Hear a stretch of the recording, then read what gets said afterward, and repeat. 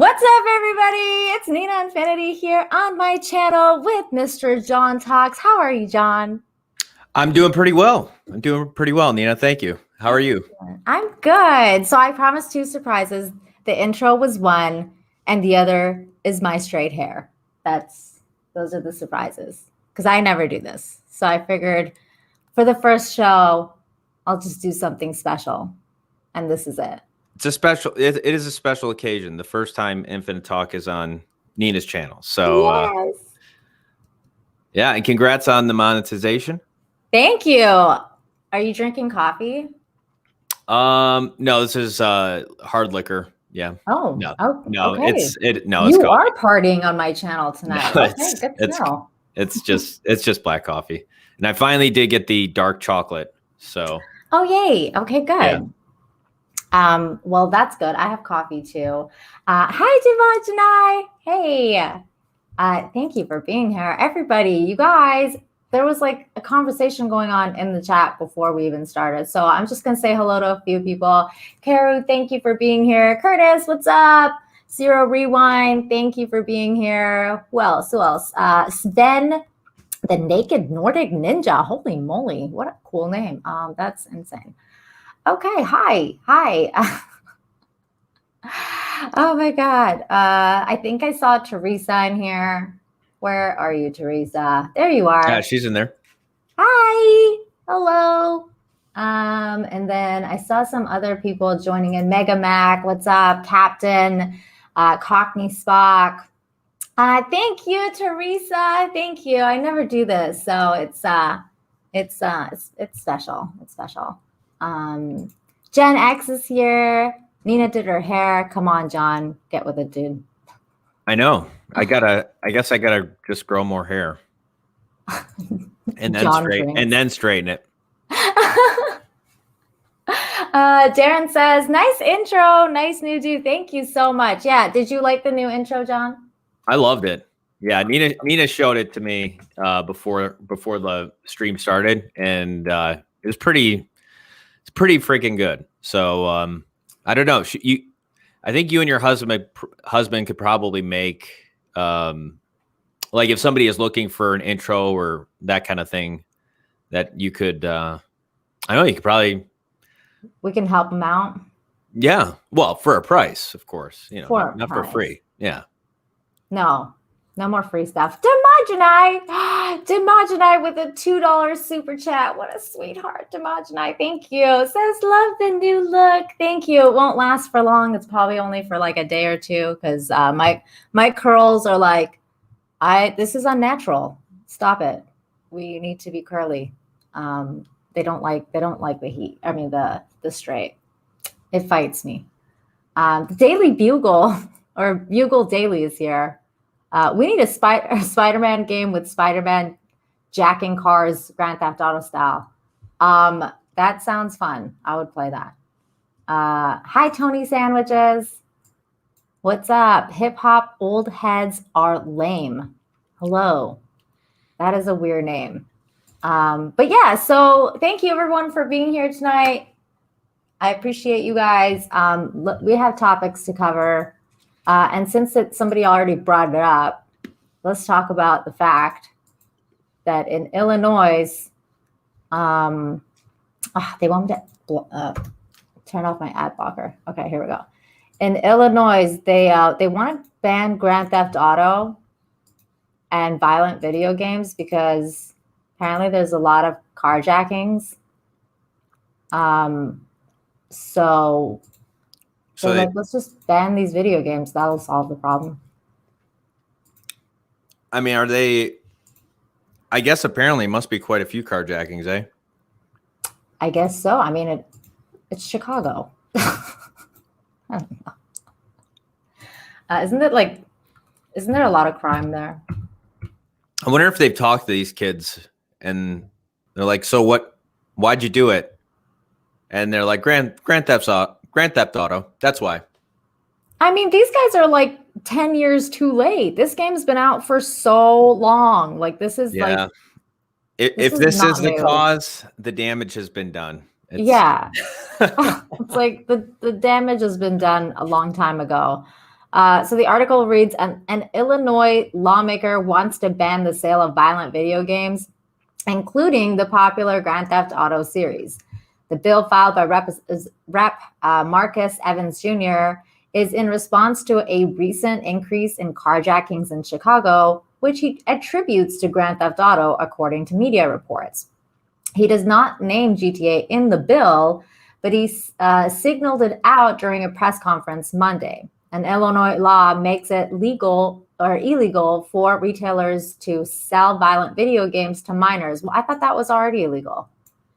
I didn't even know it was illegal. I mean, they have a rating on the box, and you're not supposed to sell them to minors. Okay, like got it. The ones that are like rated M for mature or whatever. But I guess maybe like you can get fined. I thought you already could get fined. I don't know. Evans Jr. wants to amend the law to prohibit the sale of all video games, all violent video games. He wrote in the bill Friday. So like, does that mean like video games like, you know, Resident Evil, like when you're fighting zombies? Like, how does that? What does that have to do with carjackings? Yeah, I'm not sure. Yeah, I know Ruben put out a video, shared that on Twitter, where he said I guess if I was going to, you know, find a little bit of a room to be a little bit critical of his comparison. So he was like, I never, you know, I played Mario Brothers. I think that's how I said it. I played Mario Brothers, and I never felt the need to eat, you know, mushrooms and you know, get high. Which is it's a funny thing. I mean, that's valid. That's valid. But I would say that obviously Mario Brothers is not really founded or based in reality, like whatsoever. You know? No. So there is a little bit of a difference. You know, I think it all depends on the individual. Like some individuals are more susceptible and they are more impressionable than other people. Like most people, they're like, yeah, that'd be stupid to go out and steal a car. But you know, some people might be inspired if they play enough GTA. Really? You think so? I don't. Because they're stupid, you know. I don't know if I like saying stupid people, but like I said, very you know, you do something after a while. You know, some people blur the lines between, you know, illusion and reality. I mean, it happens. I'm not blaming the video game. It does. It is the individual at the end of the day, but I think it's possible that some people, because if they play a game long enough, you know, have that thought, you know, something stirring in their head long enough to want to actually do it in real life. You know, I think there could be a few kids out there, but I'm not saying ban. Like that doesn't mean you ban a video game because of a few bad apples. But I feel like, because this is just making a case for violent video game evil, or like Halo, or like, you know, like anything that's, you know, like even Call of Duty, like any first person shooter, those are all violent video games. That has nothing to do with jacking cars or like, you know, I don't know. It makes no sense. Yeah, it definitely doesn't make sense to even, you know, if the issue here is carjacking, which again, I don't think you could even, you can't prove that the game is like causing anybody to do this. Well, first of all, the game can't cause anybody to do this. That's going to be a decision that somebody makes of their own free will, you know? Yeah. But I mean, you know, I think it, again, like, I think a lot of the violence in video games and a lot of this stuff is probably actually in a lot of ways, like people are getting out violence through these means rather than like carrying it out in real life, perhaps. That's also true. So, you know, and I think that's probably more true than anything else. Yeah, it's like an outlet. Yeah. for, some frustrated teens to blow off steam. And it's probably good for that. But, like I said, I think there probably could be, some people out there where if they're playing a game enough, they might be thinking, again, it could maybe potentially work the other way. But that, even still, I don't think that is, reason to say we've got to ban games because, some people out there are a little bit more impressionable or, want to carry out those fantasies in real life.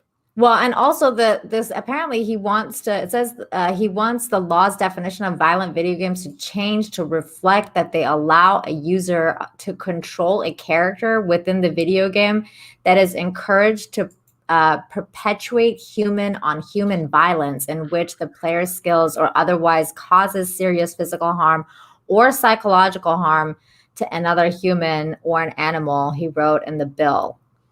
I feel like this guy just hates video games. I mean, I'm sure that his intentions are like, I think that his intentions are probably, I would like to think they're coming from a good place. This kind of reminds me of the Comics Code when they originally, there was a lot of violence in comics, and then I forgot this guy's name, but he wrote this book called Seduction of the Innocent. And like comics changed drastically after that, before you had like these horror comics where people were being like decapitated. Like one comic had a girl's head. Like Isn't that like a graphic novel? Well, they were graphic, but no, graphic novel can be anything.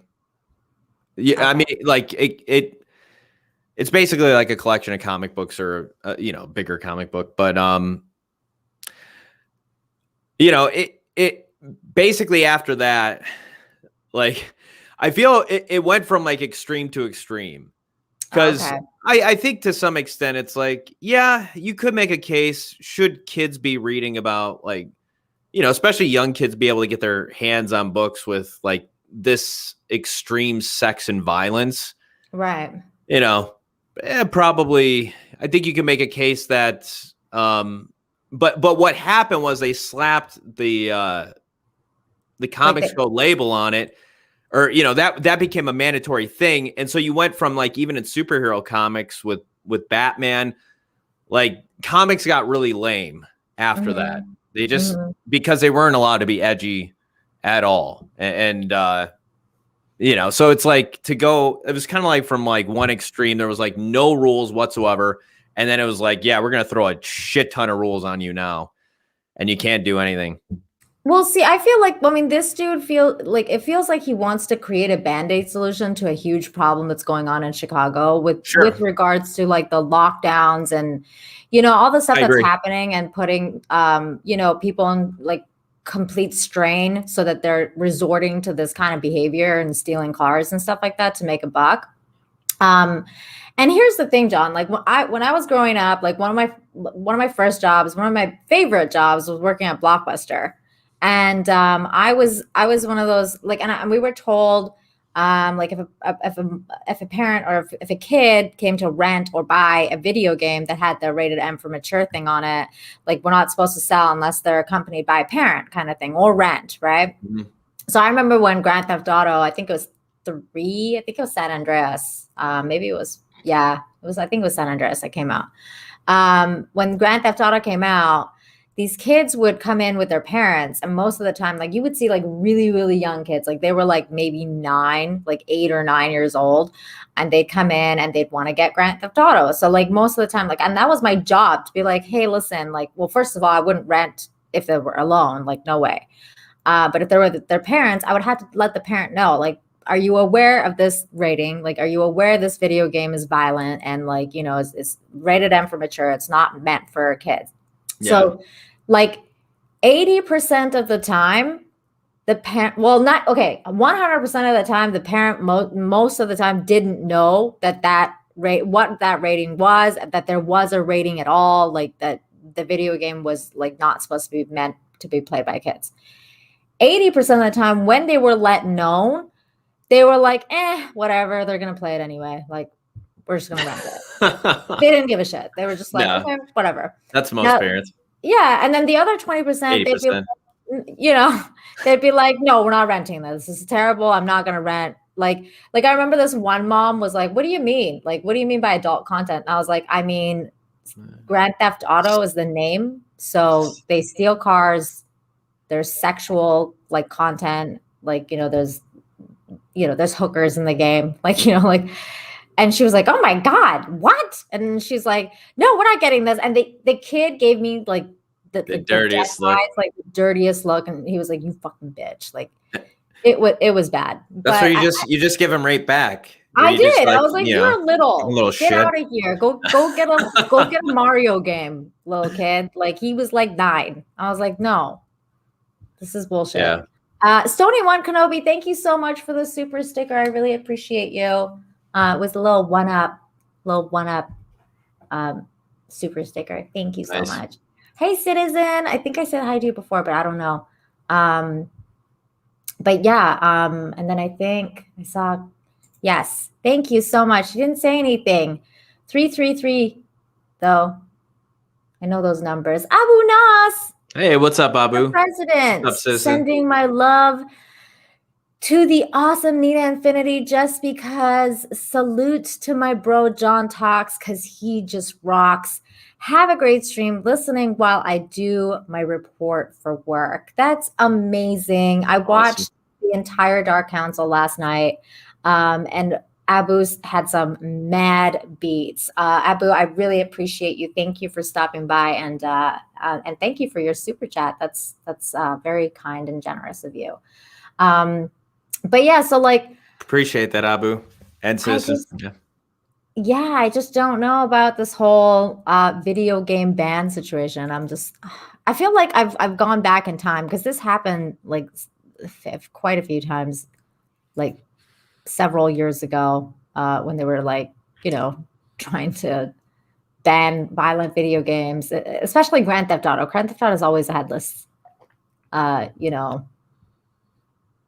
taboo-ness to it. Oh yeah, certainly by nature of the content in it, yeah, I mean, I don't know if there's any easy answers, but I mean, it's like I don't know how you can prove. I mean, that's the other side of it too, is like again, unless you're questioning all these individuals and they're like, like, yeah, I was Grand Theft Auto is what really, it was the gateway drug into real auto theft. I mean, I don't know. It seems a bit much. Oh my God. And then he says, Evan said that Chicago area is suffering from activities promoted in video games. Dude, that's been going on for years. It's Chicago. Chicago police responded to 218 reports of carjackings last month in January. I feel like this has more to do with the lockdowns than anything else. The Grand Theft Auto and other violent video games are getting in the minds of our young people and perpetuating the normalcy of carjacking, Evans said. According to WLS, carjacking is not normal and carjacking must stop. What the fuck? I don't know why that's funny. So the most recent installment of the video game franchise, Grand Theft Auto 5, was, it was released in 2013. This is old news, buddy. I don't know. Wait, that was the last Grand Theft Auto game? Yeah. Wow. I didn't realize that. Yeah, it still holds up though. It's a great game. But apparently, yeah. Have you ever played any of the Grand Theft Autos? I think it was around 2000 or something. It was over at my friend's house, and I played whatever Stone Age version of the game was out then. Oh my God. So I know it's gotten a lot. Probably the graphics and everything has gotten better, I imagine. Was it in the 80s? Like the setting? I can't even remember, to be honest. Okay. It was like kind of like a bird's eye view of the game. I'm sure. I don't know. I'm assuming now you're like actually inside the car and. Oh yeah, of course. Okay. Yeah. Yeah, you actually jack the car and then you drive around. Well, You don't have to do that. You don't have to do that. You can go buy cars.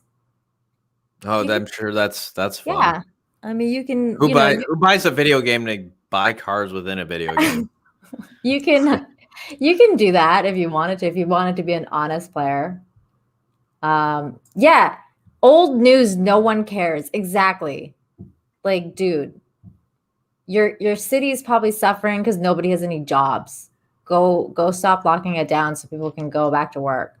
Yeah, I mean, Chicago's been in trouble for some time. I mean, it hasn't been that great of a, there's a lot of violence that's been going on in Chicago for quite some time. I highly doubt it's just the video games are the cause.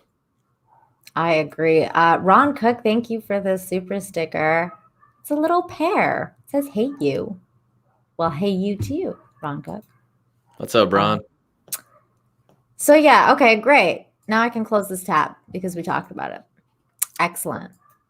Moving on. Yeah, what hip hop old heads are lame, says keep on defending bad parents. Parents got to bear up the responsibility. Exactly. Here, it's not. It's like you could try to stop the video games are already out. I don't know, like everybody who's supposedly being influenced by Grand Theft Auto, like they already have the game. What are the cops going to come in and confiscate the game? And then is that going to change everything? It's like, no, you've got an issue here. The cat's out of the bag, if that was the problem. But again, it's not. There, like you said, I'm sure that the impact of, COVID, being locked down, not having money, uncertain future, people are getting bold. People do things when they're trying to survive. Yeah, and that's the thing that I was like trying to basically point to when I was working at Blockbuster, and like the responses from parents, because the parents, like, most of the time they didn't give a shit. So when you have a parent that doesn't care if your little kid is playing a violent video game, then the problem is much deeper than let's ban all video games, even for, even for minors or whatever. Like, sure. It already has a rating. Like that already exists. And I would say for kids that young, like, yeah, you shouldn't be playing a game like that. Yeah, you're probably too, play Mario Brothers or whatever. I mean, there's plenty of games that kids can play that are fun and don't require them to be in these situations with hookers and stealing cars. I mean, it's like parents need to put their foot down and stop giving their kids everything they want. And really just freaking giving into the demands of kids too. Because I swear, it seems like all a kid needs to do is just throw a fit. And, these parents allow themselves to get worn out by these kids. And, the kids are running the show. Do you think that has to do with the fact that, like, let me phrase this properly. How it's like the new age parenting is like kind of like more towards like nurture and spare the rod, spoil the child kind of thing. Like there's no real discipline happening, Yeah, that I mean, I do think it is that simple. I mean, I'm glad for all the discipline I received as a kid. I probably could have got a little bit more, but I'm grateful. And what I realize is kids that aren't disciplined, it's kind of funny how they tend to not have necessarily great relationships with their parents in a lot of ways. Because later on down the road, when now they are suffering the consequences, going through life and not necessarily, basically it's like they have not been prepared for the real world, and it's hitting them in the face left and right. They're going to get bitter, and they're probably going to look back at their parents, if they even realize that that's part of the problem, and be unhappy, or, and wish their parents actually cared enough to put their foot down and say, no, no, you're not going to do this. You're not going to do that. And I think it is important, though, again, as parents and I'm not a parent, but I've just observed quite a bit, where to have a balance, like your kids need to have fun. They need to be able to have a life, and it's like, be able to, you not be super strict, but also, again, establishing some boundaries, some rules, and applying the rod when necessary. Yeah. See, like, that's the thing. I don't like, I used to be one of those parents, or like one of those people that was like, if I ever have kids, like, I'm never, ever going to raise a hand to my child. Like, I was one of those people that was like, no freaking way. And then, like, I became I became a teacher, and I dealt with this, bunch of kids, and you got to understand that, like, and you wanted to hit them. Well, like, children are different from one another. Like, Sure. All kids are very different, and they get, they understand discipline differently. So I have met a couple of kids where, yeah, they could use a spanking. Like, like, there's certain kids that I think they could, and before I used to be really closed off to that idea, but I think there comes a point where, like, spanking is not that bad of an idea, especially if it's at a certain age. If it goes past a certain age, then it becomes abuse, and like you can't do that. But before a certain age, when you want to kind of like set that discipline into the child, like, then I don't think it's a bad thing, especially when it's done. Usually it's done by the father, because then, the mother has that, the nurturing, and then the father has the discipline. So it's, it's good if the father does take up that role of, like, I think, but these are very old school ideologies, I think. So, like, I think most people now would think that I'm crazy, and like, should never have kids. I mean, I guarantee anybody that has gotten, got spanked as a kid, I don't look back on it and I'm like, mad at my parents, because it's like, no, I'm sure a lot of that, it taught me to, okay, don't do that, don't run in the street. Don't, like, so it's like, I think it's, I haven't met anybody who, now, again, like, real abuse, getting spanked is not abuse. Like,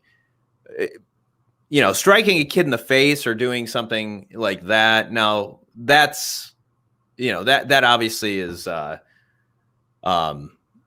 think we know real abuse when it happens, and just being disciplined, it's like, I don't know anybody, like, people, when they generally talk about it, it's almost with just kind of like laughing about it at this point, because, like, oh, I remember, or you remember when, oh yeah, I remember when I got in trouble. It's like, yeah, like, oh, I didn't forget that one. It's like, no kid looks back and they're mad. Like, they understand, like, especially as you get older, it's like, you understand, like, yeah, I'm glad. Thank you. I appreciate that, because I was too stupid back then.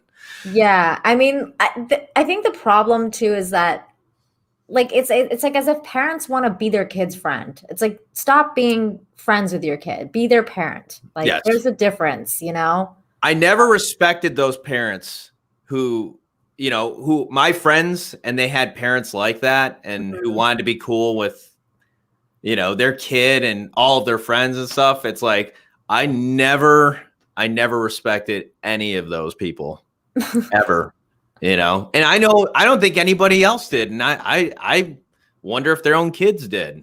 And I don't think their own kids did. And they usually end up being very weird people. because they don't have that discipline. They don't have that, you know.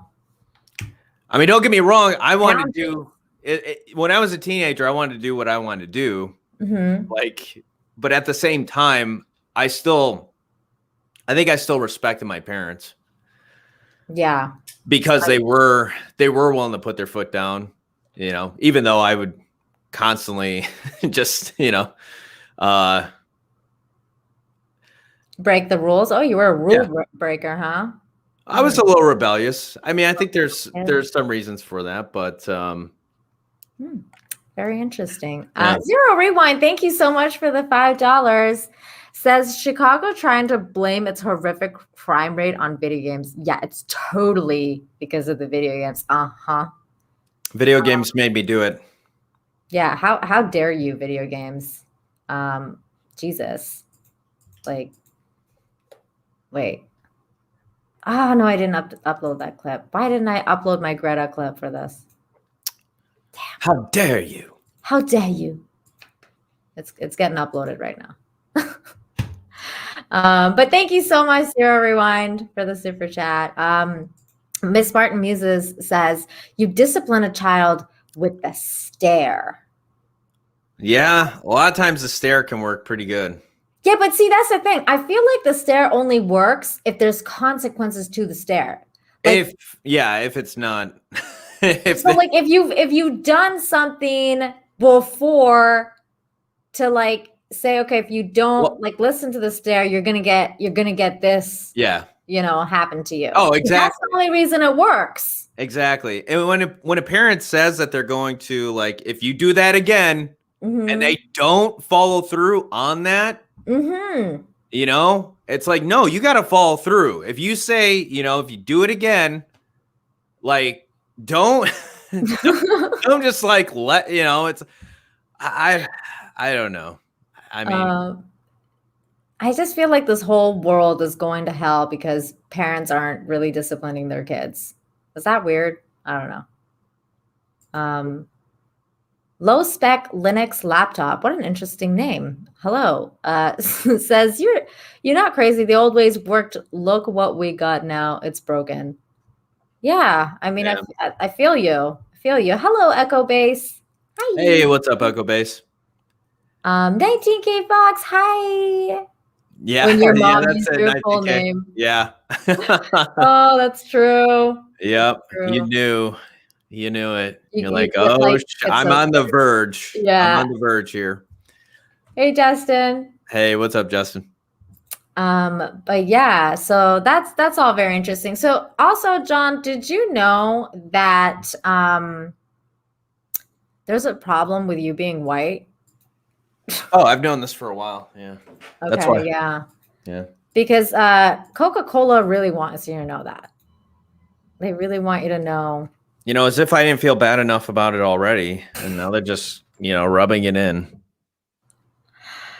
Coca-Cola slammed for diversity training that urged workers to be less white. What does that even mean? I don't know. Is this video? Can we watch this? Oh no, this is like some crap video. I hate when they do this, like when they put like an article and then they put a completely unrelated video for it. And you're like, I'm excited to watch this video instead of reading, but now I have to read. Coca-Cola employees were urged to be less white as part of the company's alleged diversity training, but the material was yanked offline following a viral whistleblower post. The confronting racism course in question was offered by LinkedIn Education and allegedly utilized by the skin or soft drink titan. In the U.S. and other Western nations, white people are socialized. Oh my God, white people are socialized to feel that they are inherently superior because they are white. Reads one of the slides, allegedly sent from an internal whistleblower and posted on Twitter by YouTube commentator Karlin Borisenko. Another slide suggested try to be less white with tips including be less oppressive, listen, believe, and break with white solidarity. What the fuck is white solidarity? No. Gosh. White solidarity. Like as if white people we're all unified. We're all together, you know. We are ganging up against all minorities.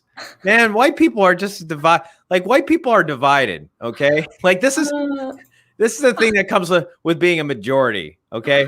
We're not all together. we actually don't like a lot of each other, okay? Oh like my there's god. a lot of white on white crime. White on white. Oh, that's funny. Borisenko, who describes herself as a supporter of banning critical race theory.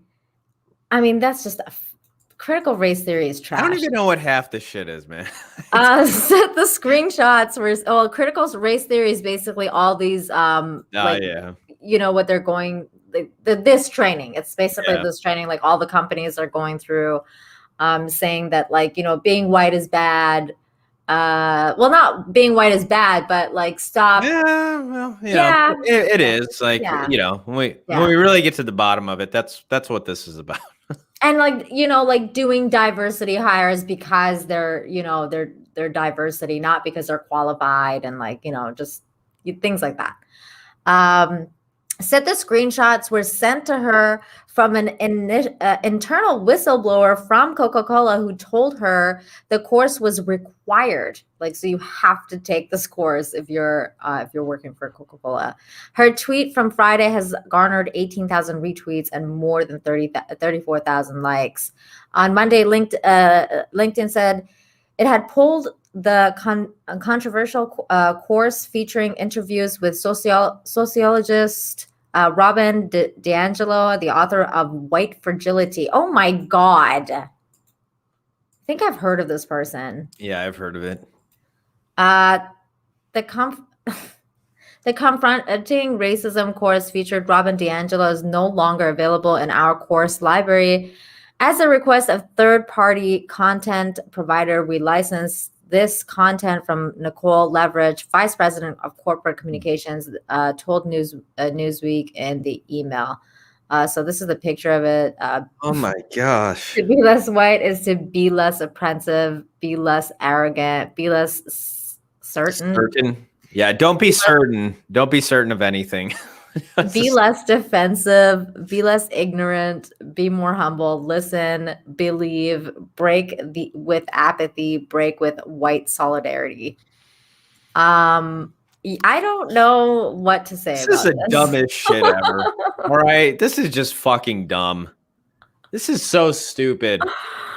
This is insulting to everybody's intelligence, not just white people. Like, this isn't insulting just to white people. This is insulting to just anybody with half a brain. Like, gosh, this is so fucking stupid.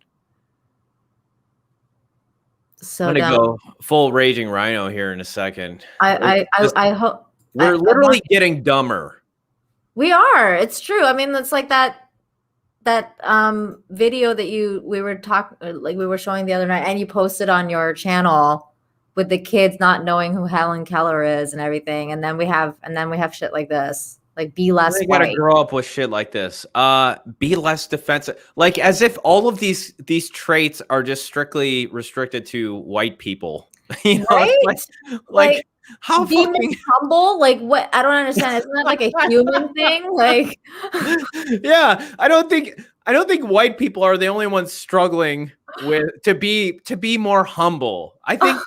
I think all of us could probably use a little bit. We could use a daily dose of humility. All right. Or we could, we'd probably all be better off for it. I mean, like same thing like with break with apathy. Like, isn't that like the entire human species? I mean, this is what happened with my country. Like Persian people, they're so apathetic. That's why they're the way that they are. Like in Iran, they never stood up to their government again because they became apathetic, and they never did anything about their, tyrannical government. It like that. It's just the way. Like it's just people. Meanwhile, you have some Persian. the people who took control, they obviously weren't apathetic. No. But I mean, again, just like to show that, traits aren't, they're not just restricted to like that'd be like saying that Irish people are the only ones that struggle with drinking. Oh my God. Because But it's a stereotypical thing that, it's like, no, there's Irish people that don't drink at all. And there's plenty of people that drink that aren't Irish. I mean, it's just like,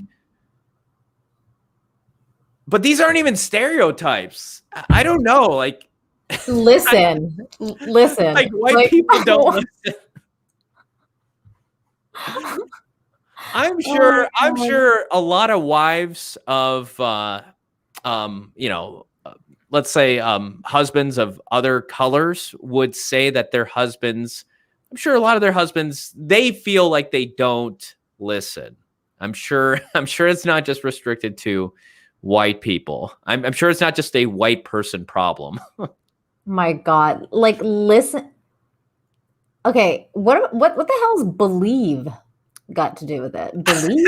It's such a, what are you supposed to believe? Big thing. Yeah. Like believe in God, believe in science, believe that you are oppressive and you're arrogant and you're too certain. You need to stop being so defensive, because I guess I'm being too defensive now, Nina. I'm being too defensive. I've fallen right into it, Stop it, John. Stop it. That's how they get you, and stop with your white solidarity. I want to see you with more people instead of being, I don't know. Yeah, Curtis, thank you so much for the $5. Says, hello, Nina, and hello, John. It's my responsibility as a parent to raise a good, responsible, moral, and honest children, not some politician. Well, I mean, God help us if the politicians start raising the kids. I mean, if you raise, I don't know. Gosh, they can't even manage a budget. They can't even manage themselves. I mean, they're always getting in trouble. Yeah, but thank you so much, Curtis, for the $5. I really appreciate that. I mean, if I had a kid and then I was like, what do you want to be when you grow up? And they were like, I want to be a president. I'd be like, no, you don't. Nina slaps her kid. I want to be a politician. Stupid kid. John's 19K Fox says, John and I have never even met. So there you go. Never met? Yeah, so much for white solidarity. There you go. Yeah. Wow. Hey, Crack Rock. Says critical race theories, everything is white supremacy. Yeah, that's it. In a nutshell, that's exactly what it is. Soon they're gonna ban the color white from all art. It's just 19K boxes. So this is why I can't find vanilla Coke. Yeah, what happened to vanilla Coke? That's gone. That's probably why. Yeah, Kaoru, don't Black people do that too? Everyone does. Everyone. Every single human on this earth needs to be more humble, needs to be less arrogant, ignorant, needs to be less defensive, I guess. I don't know what that means. This is racist, okay? This is extremely. I didn't it should have occurred to me before, but to think like this. This is the epitome of racism. Extremely. Could you imagine if it was reversed? Yeah.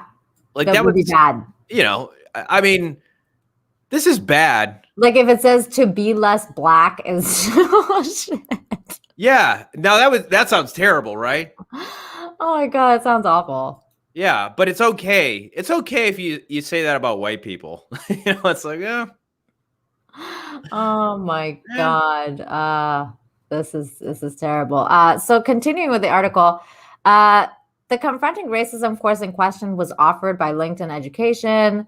Leverage continued. We provide a wide variety of learning content, including more What than are we learning? They call this content. They call it learn. Like they're actually they think like they're actually providing a service and value. Yeah, that's exactly what they think. And it's mandatory. Like if you want to keep your job, you have to go get brainwashed. Freaking retarded. 200. See that language right there, John, would be like, they would take that right out of you. They'd be like, "Don't." I'm proving it all. I'm proving it all. It's all true, I guess. Now, I've just proved it. Oh my God. We will continue to add new courses to help people learn the skills they need to be more successful in their career, including the foundational skills we all need to be effective allies and help build a more equitable future. D'Angelo, meanwhile, insists she was unaware she was featured in the course. The slides included were created by Dr. D'Angelo, said her rep, Caitlin Meyer. She was unaware that the videos had been re-edited in this way or that they were being marketed as a course training on anti-racism, since the way the content was put together did not accurately represent the way she would facilitate that type of work.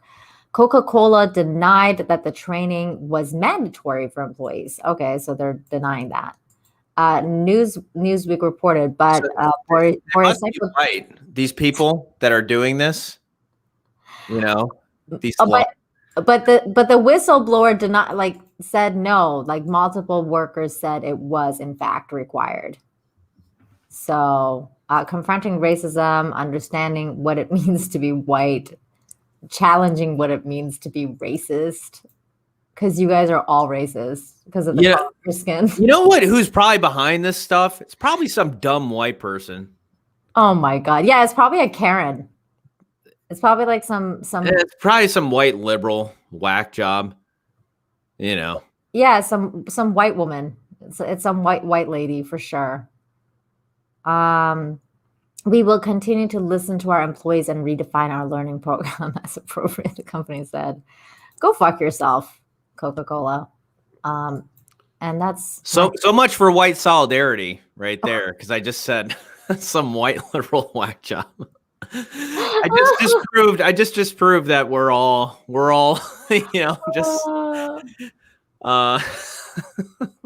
Megamax says Harry Shearer quit voicing black character Dr. Hibbert. Actually, I have that story as well. We will be covering that because it all goes in the same line of white people equals bad and black people and other races equals good. I guess. I'm so over the woke stuff. I'm just so over it. It's crazy. I mean, what kind of precedents are you setting when you do stuff like this? It's just so next level now. You're just showing to everybody that you're an idiot.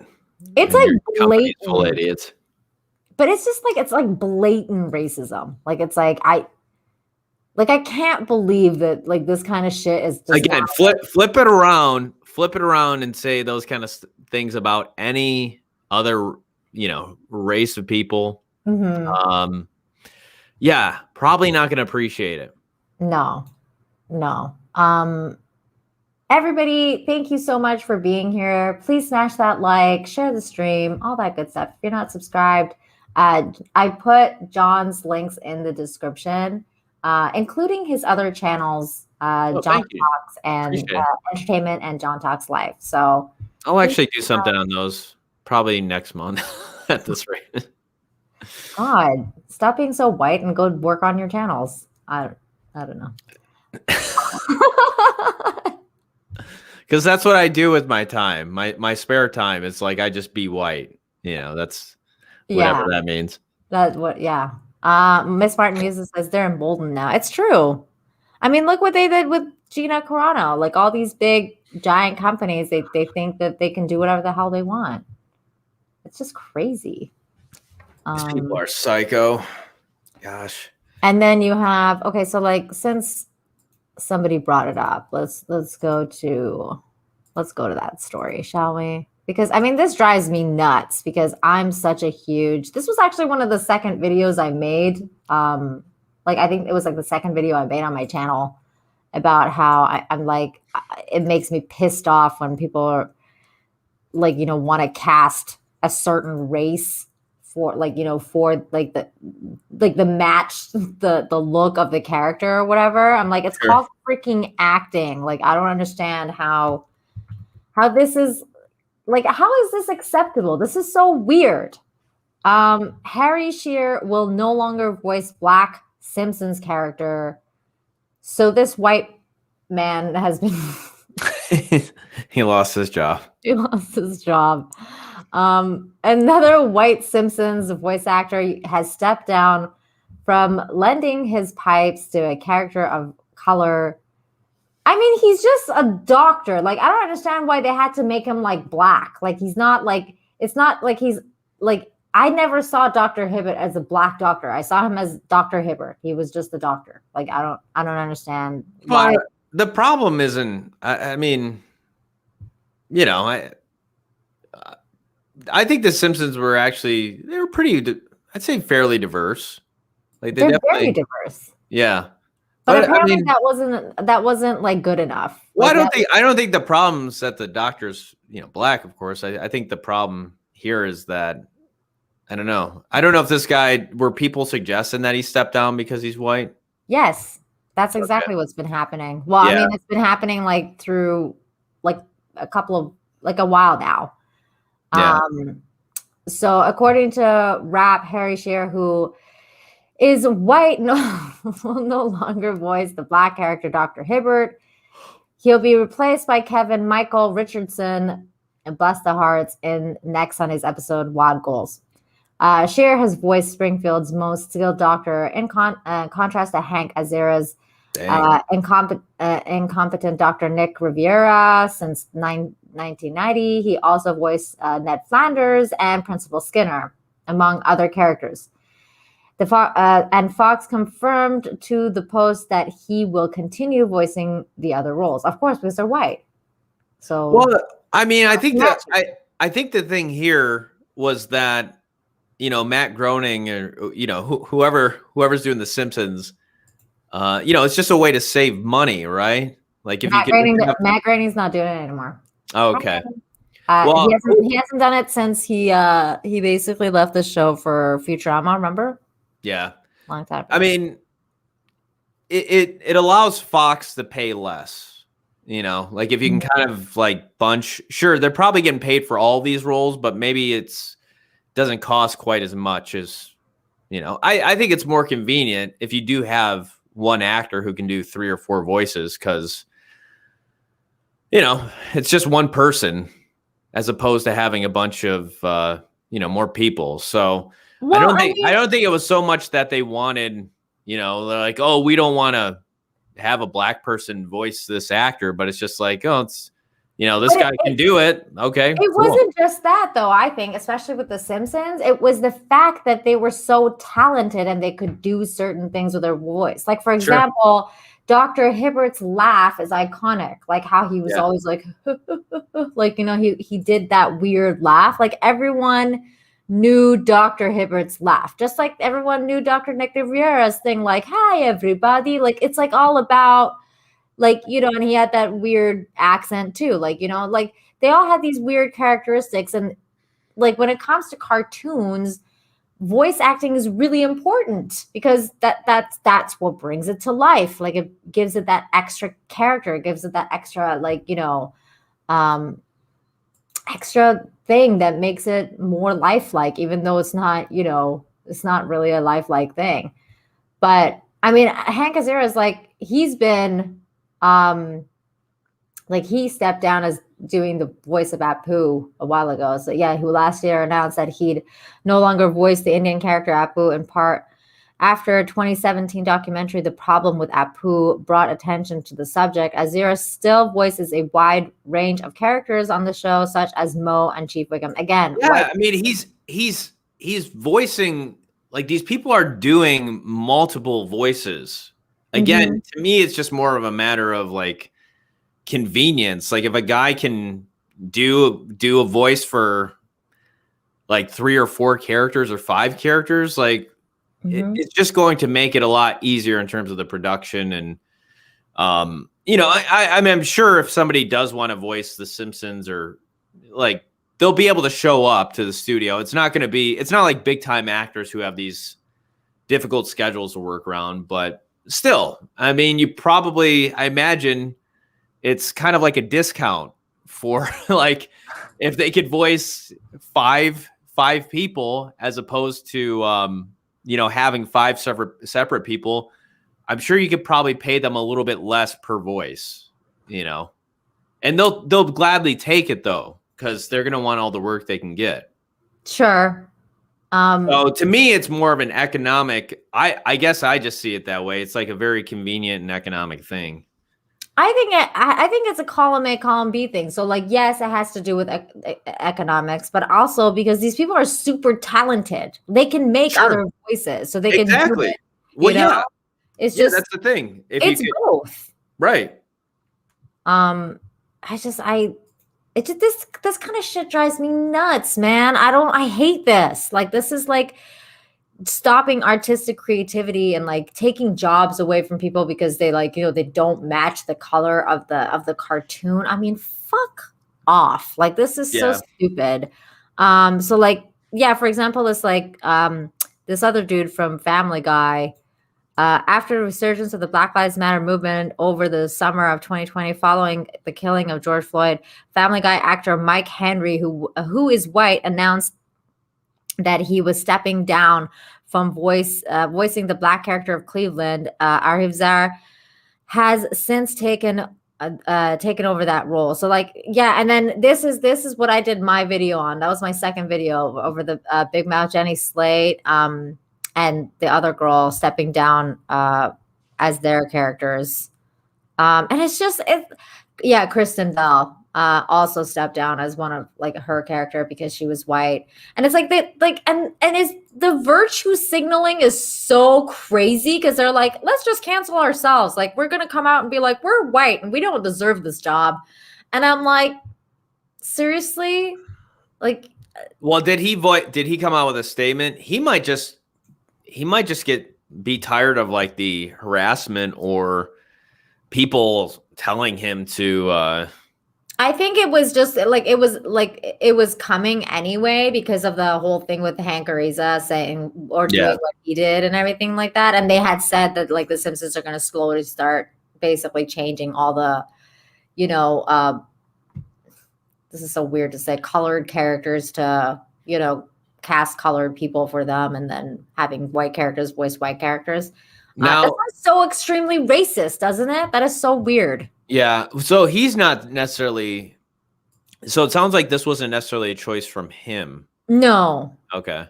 I don't think this is like specifically to him. But that's what Fox had said when the whole thing happened with Hank. Yeah. Well, they made a freaking whole documentary on the problem with the poo. Like, that is. It's so ridiculous, and which makes me want to play this clip. Thank you, everyone who's here, and also every one of you who's sent a super chat. I'm going to play this clip for you in this because of this.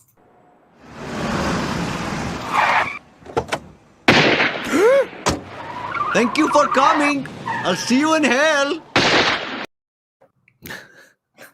Oh my gosh, that's one of my favorite episodes. Old Simpsons is so good. I stopped watching like after season 13. No, season 10. I was like, I'm done. And I just go back and rewatch the old ones. I don't move forward. I'm stuck in that time. Stuck in the past. Yeah. I don't move forward anymore. But did you ever see that there's a YouTube video called like, I think it's called The Death of the Simpsons and the Rise of Zombie Simpsons or something like that. Have you ever seen that? No. It's like this really good video on YouTube about how the Simpsons basically died around the time that I'm talking to you about, because like certain writers left, Matt Groening left, like all the creators left, and then it just slowly became this weird like zombie Simpsons. Like it wasn't the same anymore. Yeah. And the way that he explains it through like just kind of like he gives you the timeline and what happened and all this stuff is a really good video. I highly recommend everyone. If you're a fan of The Simpsons, you should watch it, because then I you might will have wanna watch seen it. New I just Simpsons. don't remember the zombie part in the title. He calls it Zombie Simpsons because he's Okay. like, this is like what's now on TV is Zombie Simpsons. It's not real. Yes, Rennie, I did. It's a special situation with Infinite Talk being on my channel for the first time. So I was like, I'm gonna straighten my hair so I can be extra special. Yay. What's up? What's up, Rennie? Good to see you. Hetty, good to see you too. Hetty, hi Hetty. There you are. Hi. Thanks for being here. Aw, she's so sweet. Hello, John dearest. Well, hello, Hetty. Appreciate that. She's a sweetheart. She is. Yeah, so I don't know. I miss old Simpsons. I'm gonna have to go back and watch some old Simpsons later. You guys want to see something really stupid? It's something John sent me today, and I was like, what? No. What the hell is this? I assure you it'll probably be really stupid if I sent it to Nina. Oh, so bad. I was like, what is this? The future generations is fucked. Look at this. What is this? What the fuck, man? Yes, no one knows. This is the future. This is people standing in freaking bubbles and playing freaking instruments inside schools. I mean, what the hell? Right? This is bullshit. New levels of stupidity every day. I guess the only appropriate clip I have to this is this.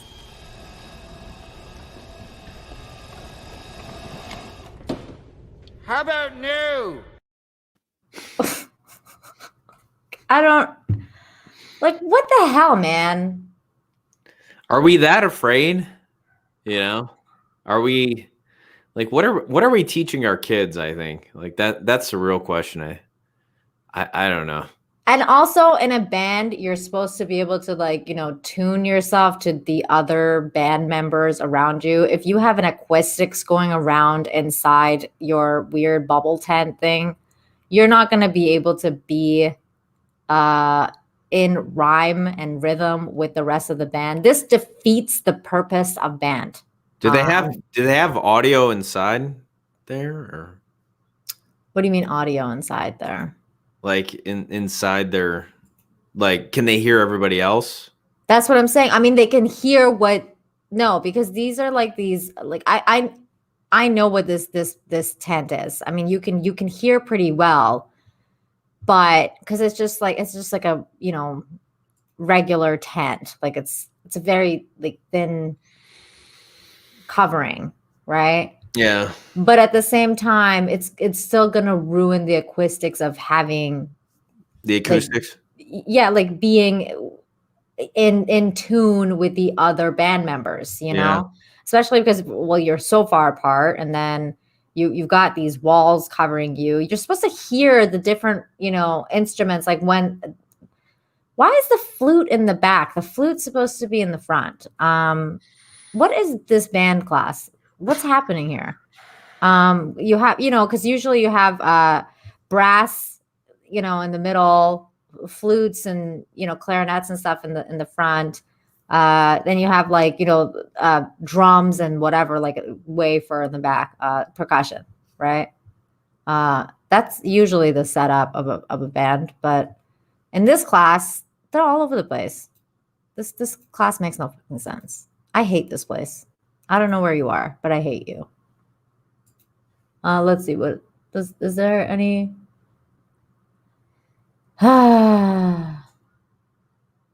Okay, so this person's like, my son plays trombone in school. They do nothing like this. Their seats are 6 feet apart, but otherwise they just play their instruments. Well, thank God. This is a rational response to irrational fears. There's nothing scientific about this. Exactly. There is nothing scientific about this. What the fuck is this? This is bullshit. And the fucking band teacher doesn't even know how to set up the damn instruments. Get out of here. I hate this place.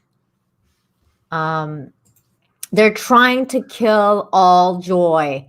Mission accomplished. 100%. Yes, this is beyond masks. What the hell, man? People have lost their shit. Yes, everybody, please smash that like button if you like bacon. And also, if you freaking disagree with whatever the hell we just saw, because that was bullshit. Tyron Beard says, John with no hair or Nina with straight hair. I vote for John, you sexy bastard. Oh, well, thank you, Tyron. I appreciate that. Clearly, Tyron is gay, and that is totally fine. No, he just, he could just appreciate, he just appreciate a good-looking man. I wouldn't take it personally, Nina. I'm not taking it personally at all. I appreciate a good-looking man as well, but you are one. He's probably joking. I know. He's hilarious. Nina's like, I know he's joking. You know what's funny is I met him the same day I met you on that haircutting stream. Oh, that's true. Yeah. Yeah. Hi, Timothy Brown. Thank you so much for the $20. Holy shit. How much for the saxophone action figure? You know what's funny is I used to play the saxophone. I played the alto sax. And you know why I played the alto sax? Guess why? Because you liked it? Because of Lisa Simpson. Because she played the alto sax and I wanted to learn how to play. So, yeah. Was Lisa Simpson your hero? Yeah, well, not my hero, but I really liked that she was so passionate about the alto sax, and I wanted to play it because I thought it was a beautiful sound, and I love that episode with Bleeding Gums Murphy, and it made me want to, I love jazz, and I was like, I want to learn how to play the alto sax, and I remember when I went to learn, my teacher was like, well, do you want to play tenor, or do you want to play alto? And I was like, what's Lisa Simpson play? And she was like, alto. And I was like, alto. And they're like, oh, okay. But Timothy, thank you so much. Let me give you a thank you clip. Which one should I do? Let's go with another Simpson clip since we're talking about the Simpsons. Precious Venus.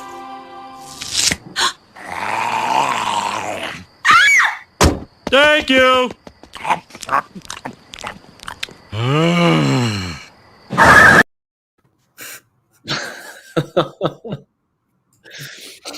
Yeah, don't do that, kids.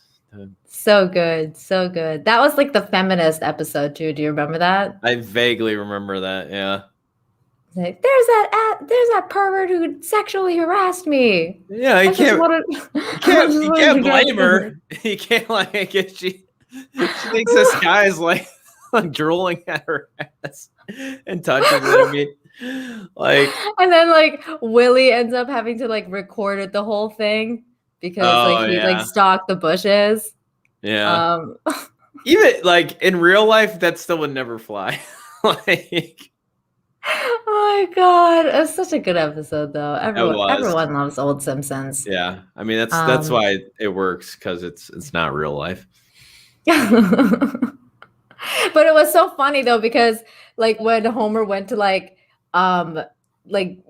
clear his name, and then they totally cut out different pieces of what he said so that they can spin the episode, and then they had to apologize. I vaguely remember that. Oh my god, it's so good. You have to go rewatch it. Yeah. You'll laugh so hard. Yeah, the funny thing about The Simpsons is like so much of it as a kid I didn't get. Oh, In you the will first you will viewing. so appreciate it now because like everything that they said is now happening to us in real life. Yeah. Well, I mean, as I watched like, these reruns when I was a little bit, like a little bit older, it's Mhm. like, oh wow. Like this is some of this stuff is a little I mean, there's definitely some adult themes there for sure. Definitely. Or ideas Definitely. going on. 100%. Yes, we already covered a couple of those Coca-Cola and anti-white agenda. I really hate. You know what? I haven't drank Coke in a really long time, and I don't think I ever will again. I used to only drink like I drank Coke all the time. Then I cut out soda, so I never drank Coke. And then I used to drink Coke with rum just because I like rum and Coke. And now I'm never gonna drink rum and Coke again. It's like Wow. fuck you. Wow. I can just not drink rum and Coke. Dang. Ace from Space 80. Thanks. Oh my God. Thank you for the compliment. That's why I did it. I'm such a narcissist tonight, and I don't even care. Okay, so we have other topics to cover. Let me see.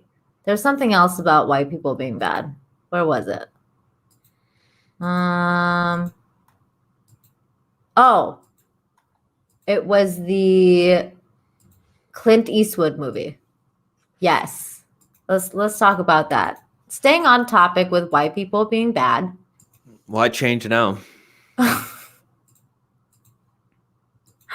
Oh, this is so stupid.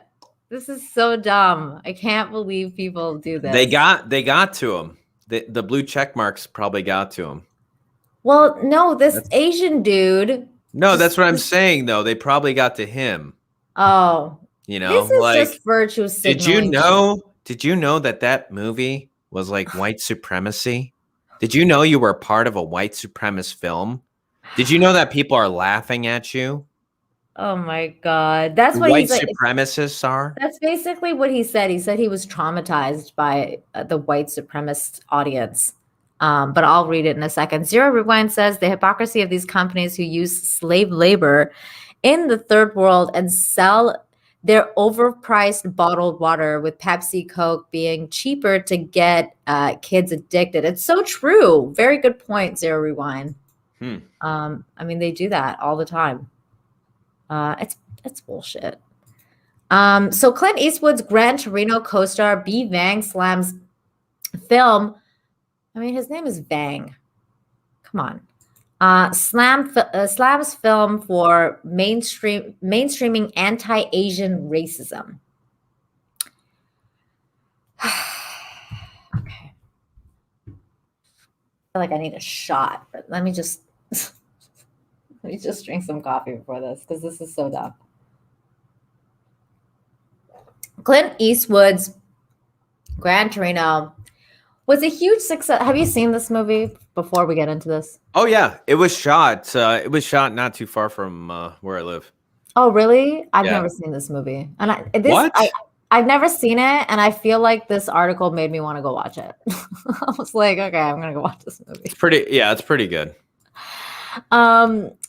So it was a huge success upon its release in 2008, grossing over 148 million in the US. But Eastwood's co-star B. Vang doesn't look back on the film fondly. Amid the rising attacks against Asian Americans, especially the elderly, the actor wrote a personal essay for NBC News condemning the repeated use of racial slurs in Eastwood's directed movie, for furthering discrimination. At the time, there was a lot of discussion about whether the movie's slurs were insensitive and gratuitous or simply harmless jokes, Bang writes. I found it unnerving, the laughter that the slurs elicited in theaters with predominantly white audiences. And it was always white people who would say, can't you take a joke? Eastwood's representative didn't immediately respond to people's request for comment. Bang describes his own family's experience as Hmong refugees escaping Laos after America's secret war, in which the South Asian country, tucked between Thailand and Vietnam, was subject to endless bombings in the 60s and early 70s and doused with millions of gallons of toxic herbicides. This and the Vietnam War forced many Asian families to relocate to America. Bang slams Gran Torino for not explaining why exactly Eastwood's character's neighborhood was filled with immigrants, leading to his rampant racism against the Asian community. Gran Torino may have elated the crisis in Asia and birthed our diaspora and many others across the Pacific, but more concerning was the way the film mainstreamed anti-Asian racism. Even as it increased Asian American representation, the laughter weaponized against us has beaten us into silent submission, Bang writes. To this day, I'm still haunted by the mirth of white audiences. The uproarious laughter when Eastwood's oh my God, I can't even. What? What is this word?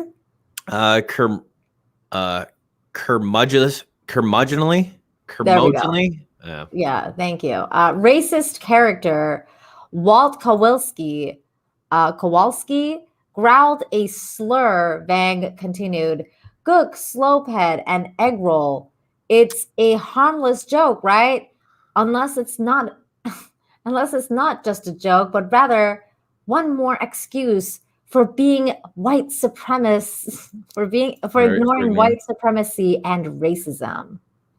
Yeah, I mean, there is some, if you've seen the movie, I will say there's quite a bit of that in the film.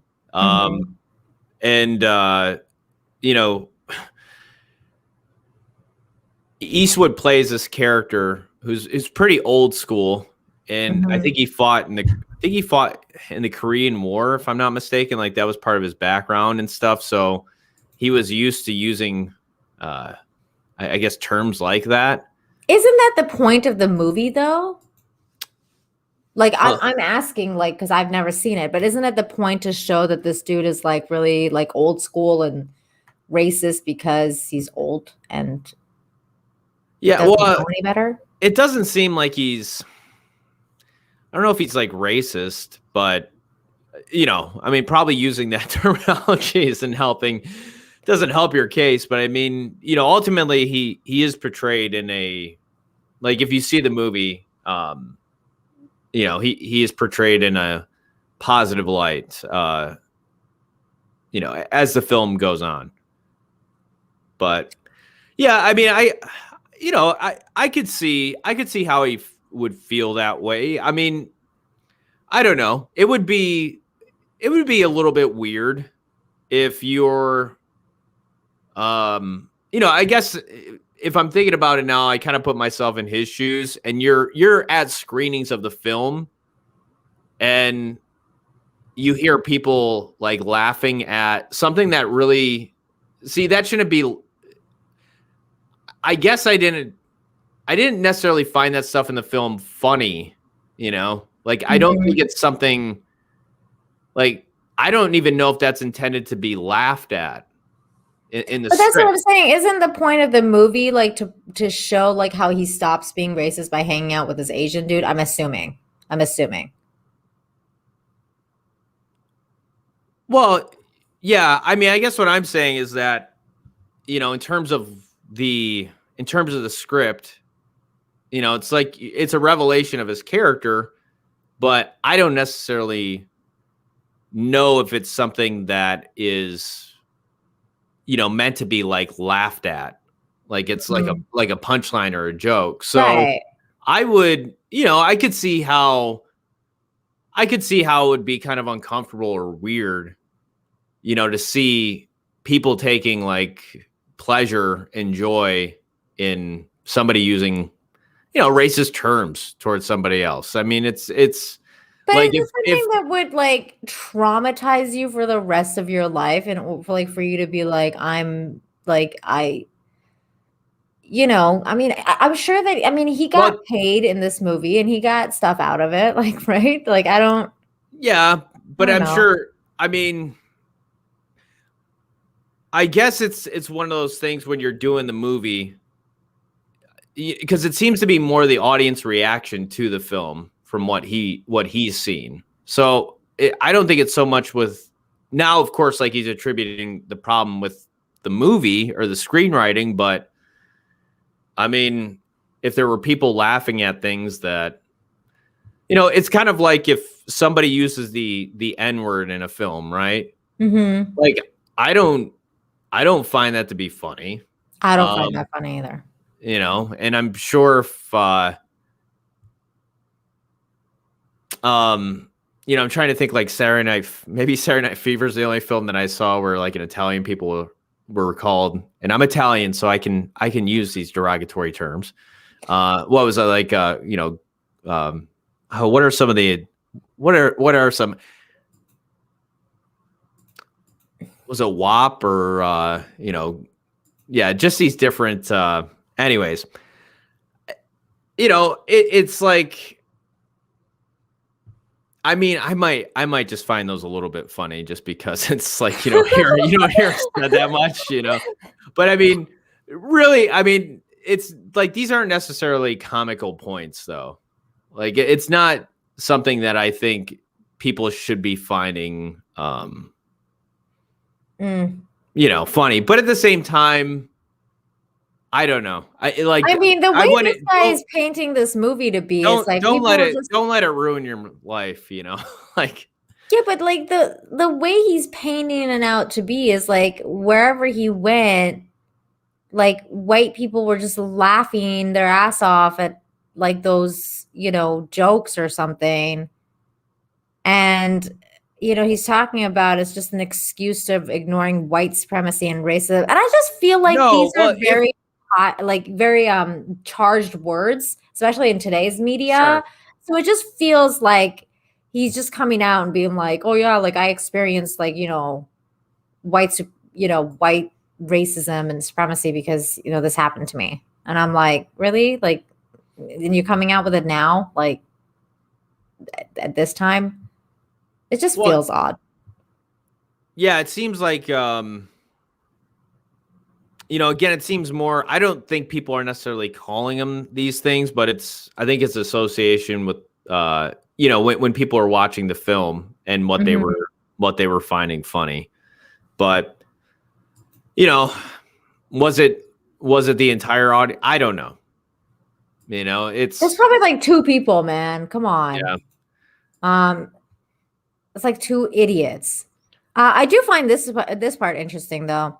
In the essay, Vang also writes about the rising racial hate and violent attacks against Asian Americans and Pacific Islanders in America and around the world as they are blamed for the COVID-19 health crisis, which was first identified in China. Never heard about violent crimes towards Asian Americans. I haven't heard about violent COVID. Crimes. I haven't heard about violent crimes, but I have heard of stories from certain people, especially in Canada, because like in Vancouver, there's a huge Asian population. And apparently they're feeling that strain. Like, really? Of like being kind of like not obviously like not violent crimes, but like right, yeah. Experiencing forms of discrimination and really? And being told like, like people aren't going into many like Chinese restaurants and then they're like kind of like staying away from Asian people and like, like certain things. I think people are going to a lot of restaurants at all. Well, yeah, but like because you know how it is. I mean, when you have a lot of options. But I mean, I don't know. It's just like I've heard that like from my mom, and she was like telling me how like people she works with was like telling her that like, or like her hairdresser, she's Japanese, and she was like telling my mom about how like she feels like people are starting to discriminate against her, and she's like, I'm Japanese, like I'm not even Chinese, but Yeah. like, just like the Asian, kind of, I don't know. It's just weird. So I mean, but I don't know about violent crimes. I haven't heard about violent crimes.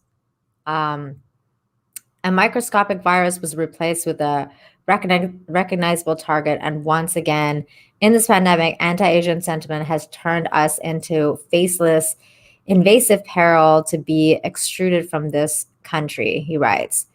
The hate incidents, which included the murder of a 84-year-old Thai immigrant, Vaicha Ratanapakati, I hope I said that right, in San Francisco, are the latest and troubling spate of attacks and discrimination since the COVID-19 pandemic came to the United States last year. So I guess there's been some sort of murder. Last month, President Joe Biden signed an executive order condemning the surge of racism towards the Asian American Pacific Islander community brought on by the COVID-19 pandemic.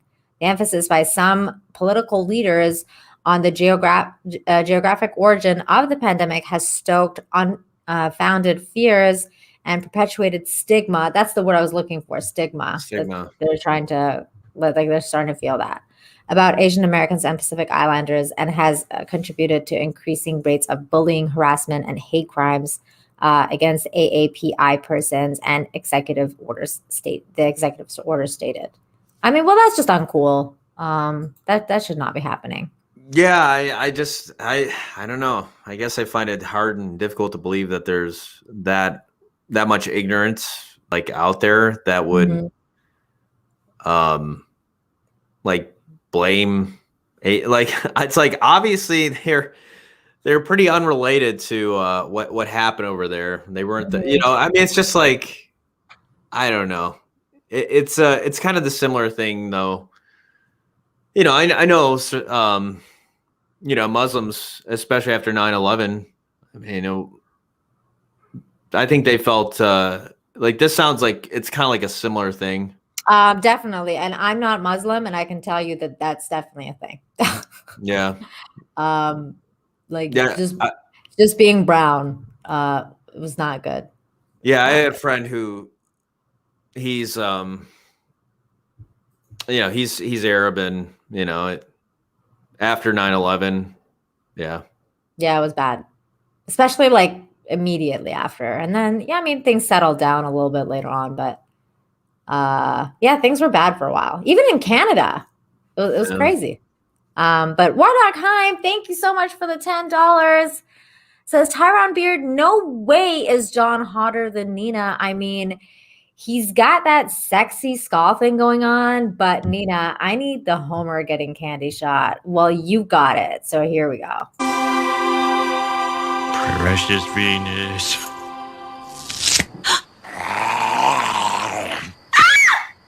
Thank you.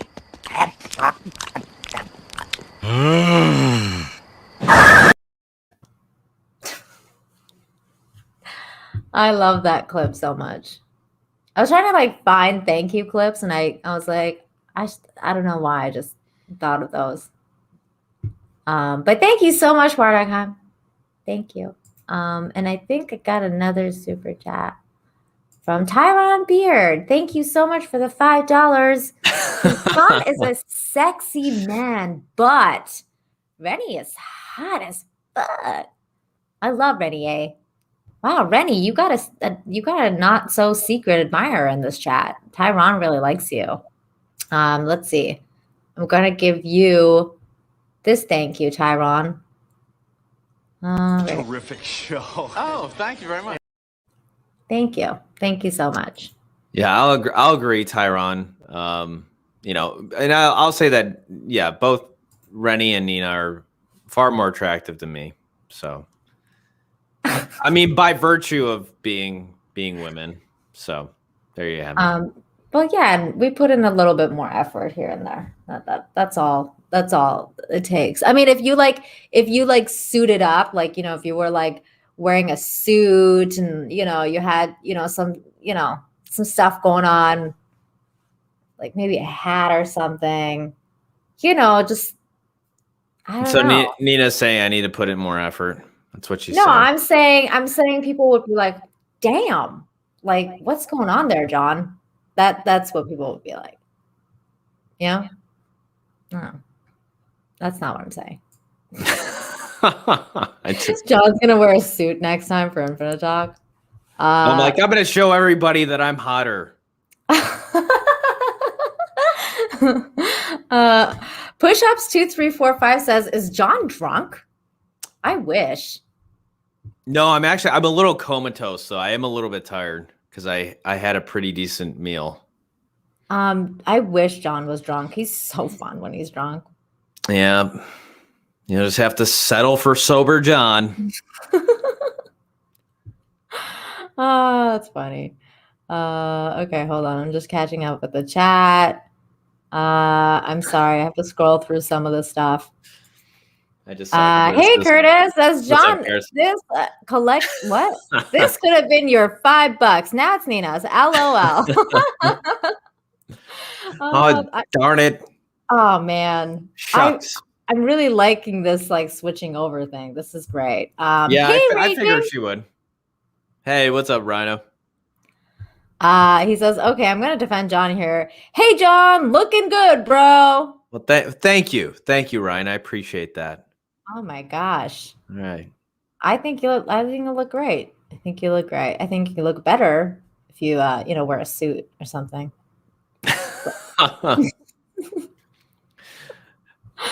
I just like guys in suits. What can I say? I think most women do. I think they're hot when they wear a suit. It's kind of it's funny.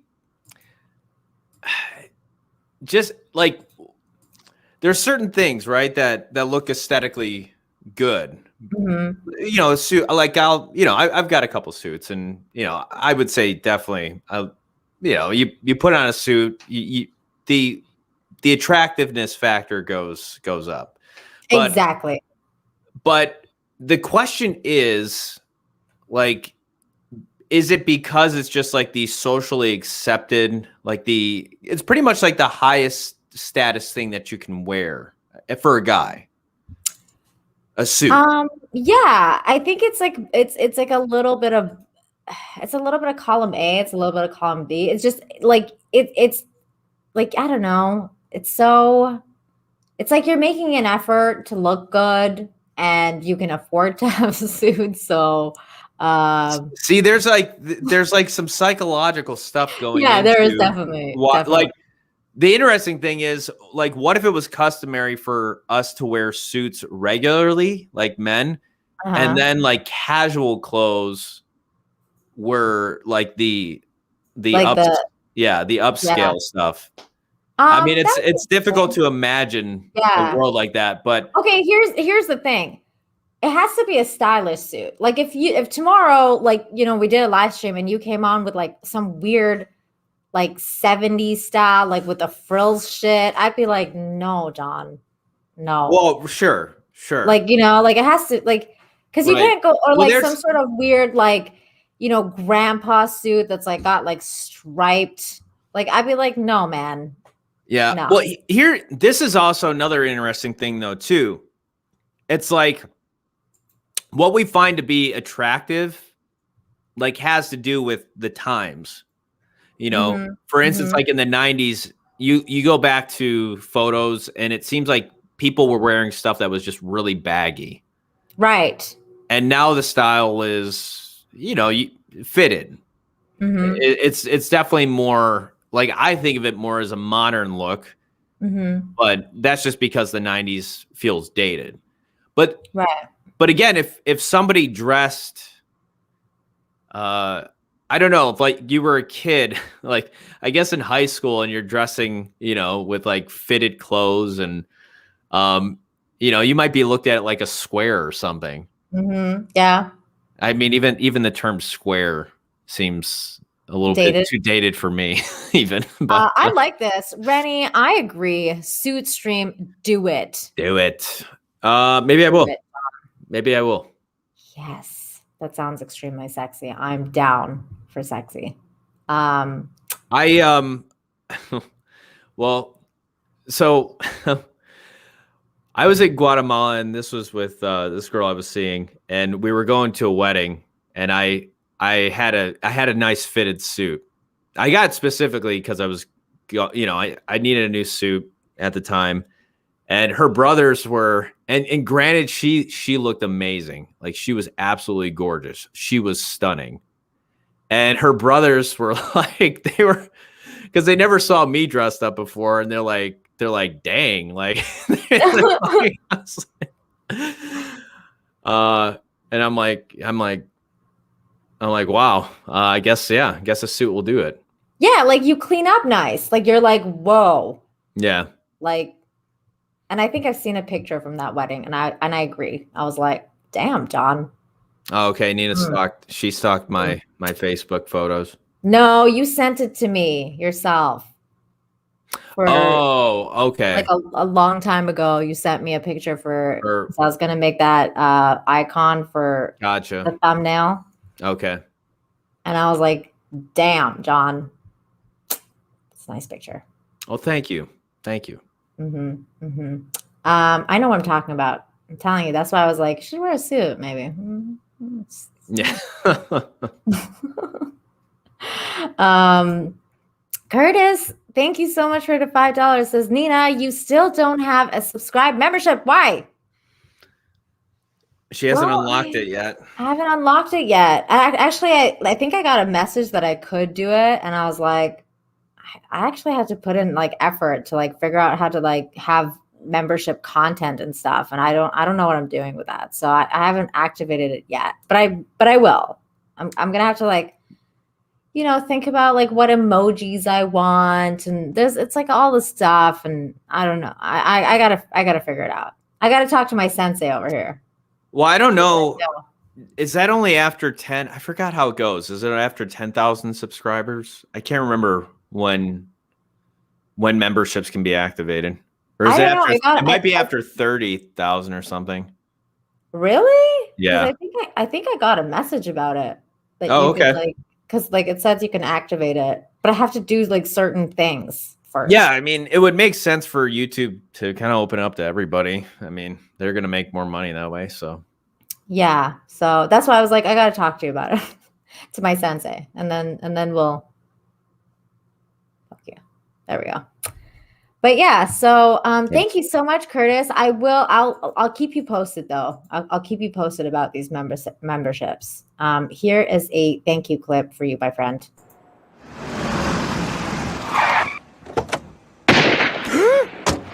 Thank you for coming. I'll see you in hell. Okay, so next topic. Did you hear that Tiger Woods got into a car accident? Yeah, I did. I saw that yesterday. That was kind of hardcore. I mean, we don't have to talk about that. He smashed his vehicle up pretty good. Yeah, it was crazy. Look at it. Yeah, I mean, thank goodness he's okay. I know he had to get surgery on his legs, so who knows? I mean, his golf career might be in question now. I mean, it's in terms of I don't know how bad the leg injuries were, and of course that's it's important if you're golfing. That is definitely very important. Wait, yeah. I mean, they said they like used the jaws of life, but apparently they didn't. Oh, okay. Yeah, so that was. I mean, that's crazy though. Yeah. They went through that. Yeah, I mean the front of that car is completely smashed. I mean, he's lucky he's alive. Yeah. I don't know. That's sad. Was alcohol involved or? I don't know. I don't think so. I mean, yeah. I almost thought the same thing too. I was like, I wonder if he was drunk or high or something. Let's see. California authorities said that there was no evidence of golf legend Tiger Woods was impaired at the time of the car crash. Oh, okay. So he wasn't impaired. Oh, okay. The jaws of life were not used to extract the golfer, they noted. Okay. That was the thing that came out. And Melissa? Sorry. I think they initially said that it wasn't it? Yeah. That they did? They yeah. did. actually say that. And then they said like other tools were used. I don't know what that Okay. means. Woods was calm and lucid when Deputy Carlos Gonzalez found him in the overturned vehicle on Tuesday morning. The responding officer told reporters at a press conference later in the day he was not able to stand on his own power, and was extracted from the car by LA County fire crew. That's crazy. Fire Chief Daryl Osby said his men did not use the jaws of life to cut the car open, as the sheriff's office initially said, but said Halligan, pry bars, and standard issue axes instead. Sheriff Alex Villanueva noted that Woods and his manager did not want to release anything on his condition right now. Chief Osby only said that Woods suffering serious leg injuries that were not life-threatening. He did refer to broken legs at one point, however. Osby did say that Woods was not so seriously conditioned to require evacuation by a helicopter to the closest hospital, but was driven to the hospital best equipped to handle his injuries a little further away. So I mean, I'm glad that he's like semi-okay. Like, I'm glad he's okay. Like, he's alive. Yeah. I mean, you know, it's not that like, you know, I mean, sure, he's an athlete, he's rich and all of that, but I mean, you know, I think people tend to like, they're like, yeah, you know, I don't. Again, I'm not like a big Tiger Woods fan, but you know, you don't want to see anybody get hurt, you know. Mm-hmm. So I mean, thankfully, yeah, he's alive. It's you know, it's unfortunate, you know, everything he went through before, in terms of like, you know, like I imagine, obviously, like that whole thing was probably difficult for his wife. You know, I think she divorced him too over all that. Yeah. And you know, you got to think too, like I don't know, where's this guy at after that, after you kind of lose everything and, well, I mean, he came back and he just won the PGA Tour, didn't he? I think he might have, yeah. So, yeah. But I mean, I'm sure, you know, something like that. Yeah, Curtis says he never hit the brakes, so it makes me wonder if it was intentional because of how much pain he was in due to his back injury. Oh, okay. Yeah, I think like, you think somebody cut his brakes? No, I think he never hit the brakes because he was in pain, perhaps. Oh. Ooh. Yeah, I think he was on painkillers too, which you know, maybe that impaired him a little bit, or. Ooh. Yeah. That sucks. Well, I hope you get better, Tiger. Yeah. Yeah. Because there's nothing else worse than injuries. I mean, that sucks. Yeah. I mean, he's already obviously in pain, so, you know. Here's something else that sucks. Disney slaps. I don't know. Disney slaps the Muppet Show with offensive content disclaimer. How are the Muppets freaking offensive, John? Are they too white? I don't know. It's just the way they move, you know. It's I don't know. Let's see. Anyone, so even the Muppets are offensive these days. Anyone who streams the Muppet Show on Disney Plus will see a disclaimer first, warning of offensive content. Disney released 5 seasons of the iconic show for streaming on Friday, allowing viewers to enjoy watching Kermit the Frog, Miss Piggy, Fozzie Bear, and their celebrity guests as part of the $6.99 a month service. The disclaimer showed prior to each episode warns viewers that the show features stereotypes and mistreatment of people or cultures. This program includes negative depictions and or mistreatment of people or cultures. These stereotypes were wrong then and are wrong now, the disclaimer states. Rather than remove the content, we want to acknowledge its harmful impact, learn from it, and spark conversation to create a more inclusive further together, the disclaimer says. The fuck? I don't know. Like, if you're gonna say that, I mean, if you're gonna put this disclaimer, Mm-hmm. you know, and say that this was like really bad, and then like, but we're not gonna remove it. Like, I don't know. Like, doesn't that sound kind of messed up? That sounds extremely messed up. E. Clay says Swedish chef, maybe? I mean, yeah, I guess. I guess that's a stereotype. What else is a stereotype? Is like Kermit a stereotype? Maybe. Oh, is Miss Piggy a stereotype for fat people? I don't know. I don't know. Yeah, it's just like, but if you're gonna say that this is bad and this is wrong, but we'll keep it up so we can have discussions about how bad, you know, how, like, I'm going by what they're saying. I don't know how, you know, I don't know what are these stereotypes. I'm not. Well, did you see Seth, not Seth Rogen, I'm sorry, Seth MacFarlane's tweet about it? I was confused about that tweet. Did you see that? No. Okay, hold on. Let me pull it up because I was like, what? What is this guy talking about? God, I can't spell McFarlane. Night, Rennie. Night, Rennie. Thank you for being here. Let's see. I'm surprised that they don't cut out the skits that, you know, within the show.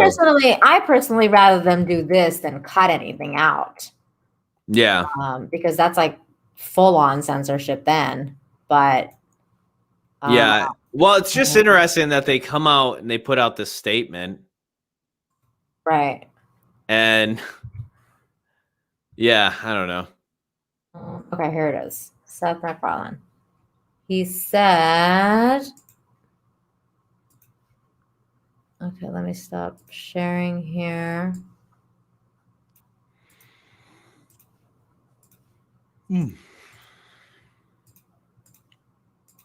He said, this might be why we're having so much difficulty getting through to the far right. I don't understand this. All right, let's think about this here. Disney Plus adds negative depictions. Disclaimer to the Muppet Show.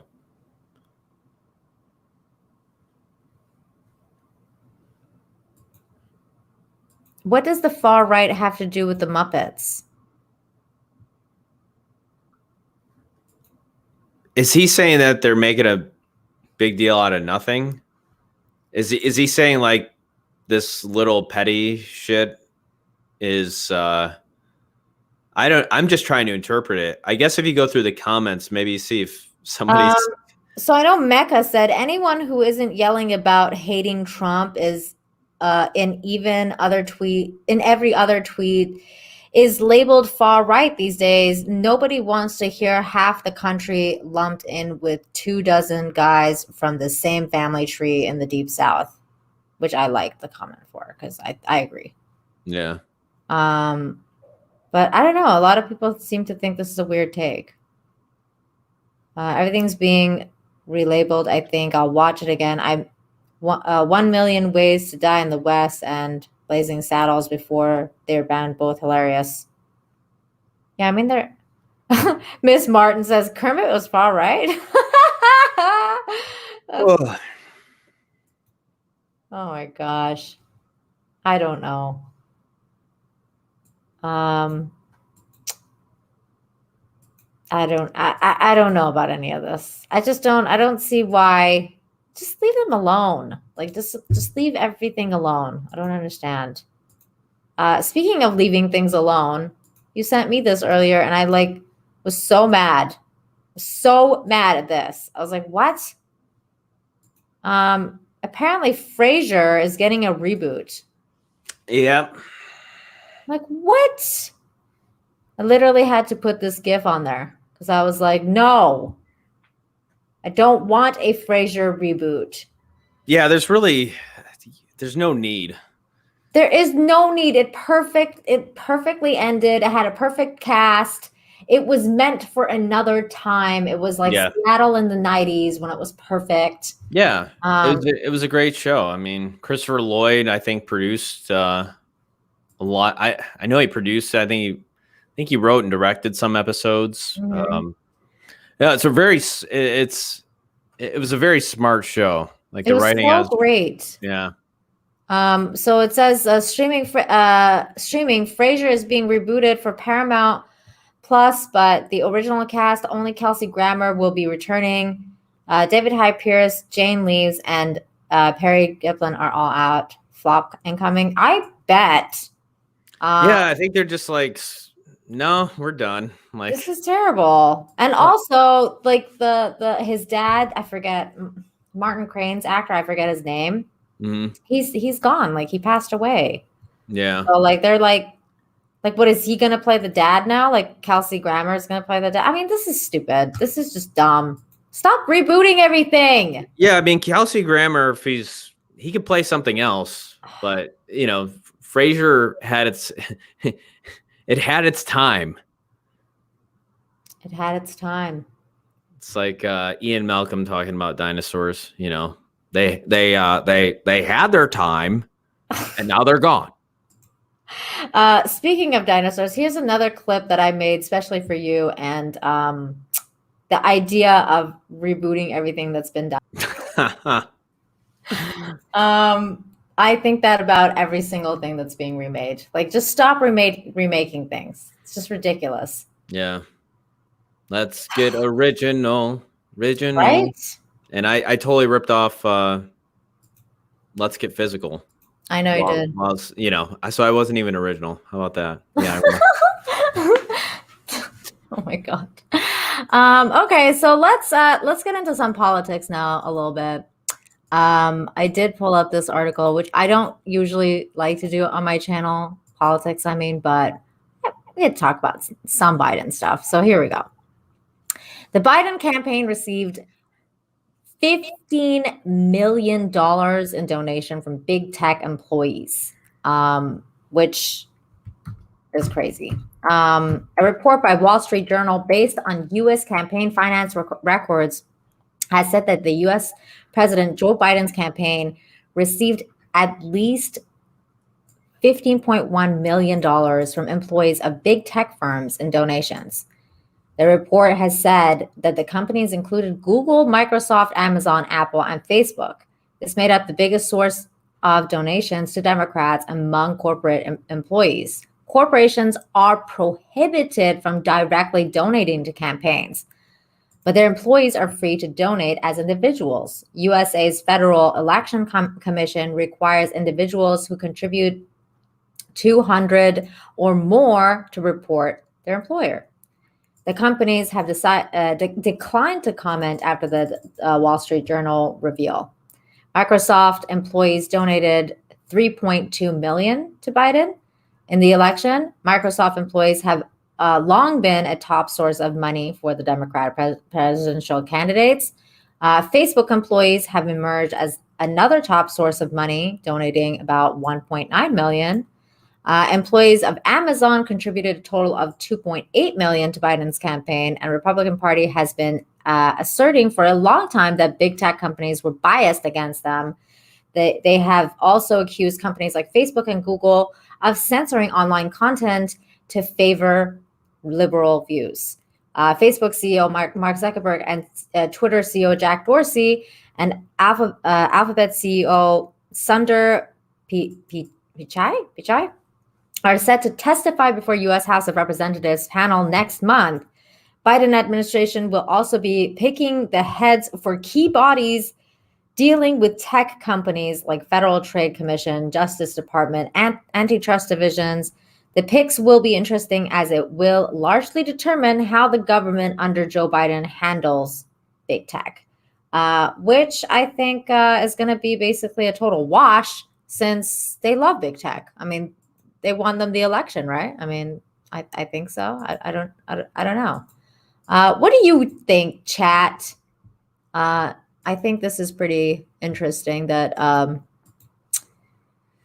that Biden ended up kind of getting like all the support from the big tech companies, and then, you know, I mean, it's pretty clear that they've been against the other side for a long time.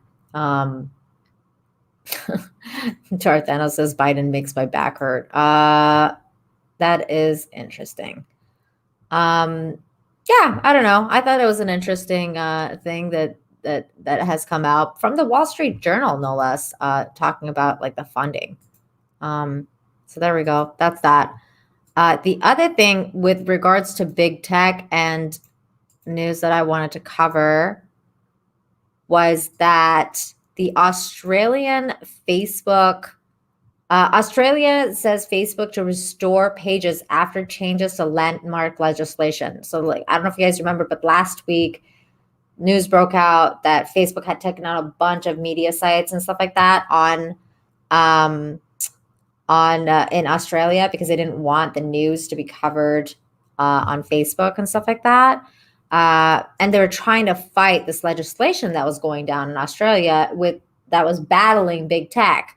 But apparently they bent the knee because it's just a really short article here by Reuters that says Facebook Inc. will restore Australian news pages in the next few days after Canberra agreed to amend legislation that would force the social media giant to pay media companies for news content. So they bent the knee and they made a deal. Australia and Facebook have been locked in a standoff for more than a week as Canberra pushed ahead with the measures amid the tech behemoths such as Facebook and Alphabet Inc. and Google. So that's also a thing that happened. Hi, welcome back. I just talked about basically that place in Australia bending the knee to the big tech companies, and the fact that they're all kind of like giving money. They gave money to the Biden campaign, like massively. And you had Dominion employees too, I think, given money to Biden's campaign. They found out apparently. That was a little while ago. But yeah. Brett Cohen, thank you so much for the $5. Says, I think monetization is great. Oh my God, so do I. Thank you. It's fun. It's fun to highlight like colorful comments like this. But yeah, I agree. I haven't used Facebook in like a long time. I don't really use Facebook anymore. Mega Max says, John, did you see Steven Crowder was briefly suspended from Twitter? I saw that. No, I am. I follow Crowder a lot closer than John does. I'm barely even on Twitter. I watch his show pretty much every day. So, I found out. And then he got reinstated, though, because they're smart and they cover their tracks. And they have lawyers. He has his Asian lawyer, Bill Richmond, or whatever his name is. And that guy knows how to do his job. So they got him back on there pretty fast. But yeah, because do you know why, John? Do you have any idea what's going on? Because no. Crowder yesterday or the day before came out with like a video on a show basically explaining that he and his team went and verified certain discrepancies within voter registrations, and like basically like how these places that they went to and like physically verified like through their own eyes and everything like that the addresses were falsified and there was nobody living in those places. Like most of the places that they've gone to were like empty parking lots and stuff like that, or like wow, just places that were not homes, or like there was one video where like it was like the house address, like the number, and then the number didn't exist. So that was one house and then another one, and it just didn't exist and stuff. So he was talking about, like, he was promoting his show on Twitter saying like, I'm doing this. And then they were like, get out of here. You can't talk about election, stuff like that. And yeah, but then he got reinstated because his lawyer got him back on there because he Yeah, like Twitter, you're full of shit. You can't do that. Zero One says I used to follow Crowder. I don't know why I stopped watching. Well, I don't. It's weird because I went through like phases of the Crowder too. Like sometimes I would watch it, and then after a while, I would get like really annoyed at him because I don't agree with everything he says. So sometimes I'm like, ugh, Crowder, like get out of here. So then I would stop watching, and then I started watching again right before the election. I think because I was like, I mean, he was really good at covering like a lot of stuff going on with the election. So I was like, okay. He has a lot of good viewpoints and he's doing a lot of work that most of the media should be doing. And he's doing a lot more than they are. So like, I like him because of that. Yes, I do watch Lauren Chen and I hope to meet her one day on YouTube because I think she's a very smart young woman. And I really like her. And she's Canadian, so hopefully I'll get to meet her one day. They had her on Friday Night Tights, I saw. I know, I saw that. Pretty cool. It was really cool. Yeah, but she's cool. She's cool. She's a cool girl. Okay, so let's see what other there was this other Biden article that you sent me. Can you read this one, John? Because I don't feel like reading anymore. Sure. I'll carry the load here. Thank you. No, it's a good thing I had that apple. I feel like it kind of woke me up a little bit. Well, apple's like candy, nature's candy, because it's like so sweet and good. Unless you have like Granny Smith apples. Then what are those more like sour and tart? They're sour. Oh, okay. It's like green apples. Yeah. I just go with the Gala. Mm-hmm. But I will say Honey Crisp, which are probably like twice the price, are amazing. But ooh, okay. Have you ever had Honey Crisp? I don't think so. Oh, okay. What color are they? Are they like yellow? No, they're like red. They might have maybe a little bit of a golden tint to them, but no, I mean, yeah, they're just really good. I'll have to keep flavor. my eye out. Do you have the article, or do you want me to send it to you? I'll find the article too. I'll find it and I'll read it. I have it here. I can just put it in the private chat. I'm kidding. Did I send it to you? Did I put it in the messages? Right here. There you go. Done. Yeah. You can just click and there it is. Okay. It's magic. Somebody here. Whoa, it's magic. Okay, so Curtis says Michigan's apples are the best. Is that true? it might be. I don't know if I think we do have, we've got quite a few apple orchards, I guess. What the hell? Oh my God, I love that Simpsons guy. All right, let me. I love that so much. All right, so what's the article again that I'm looking for? I put it in the private chat. You just have to presto. Here it is. Mm-hmm. Biden looks like he has a headache in this picture. Zero One says you two are precious. I agree. Thank you. Hey, wait a minute. I know what that means. Why? What does it mean? Hi, Kai. You're precious. Oh my God.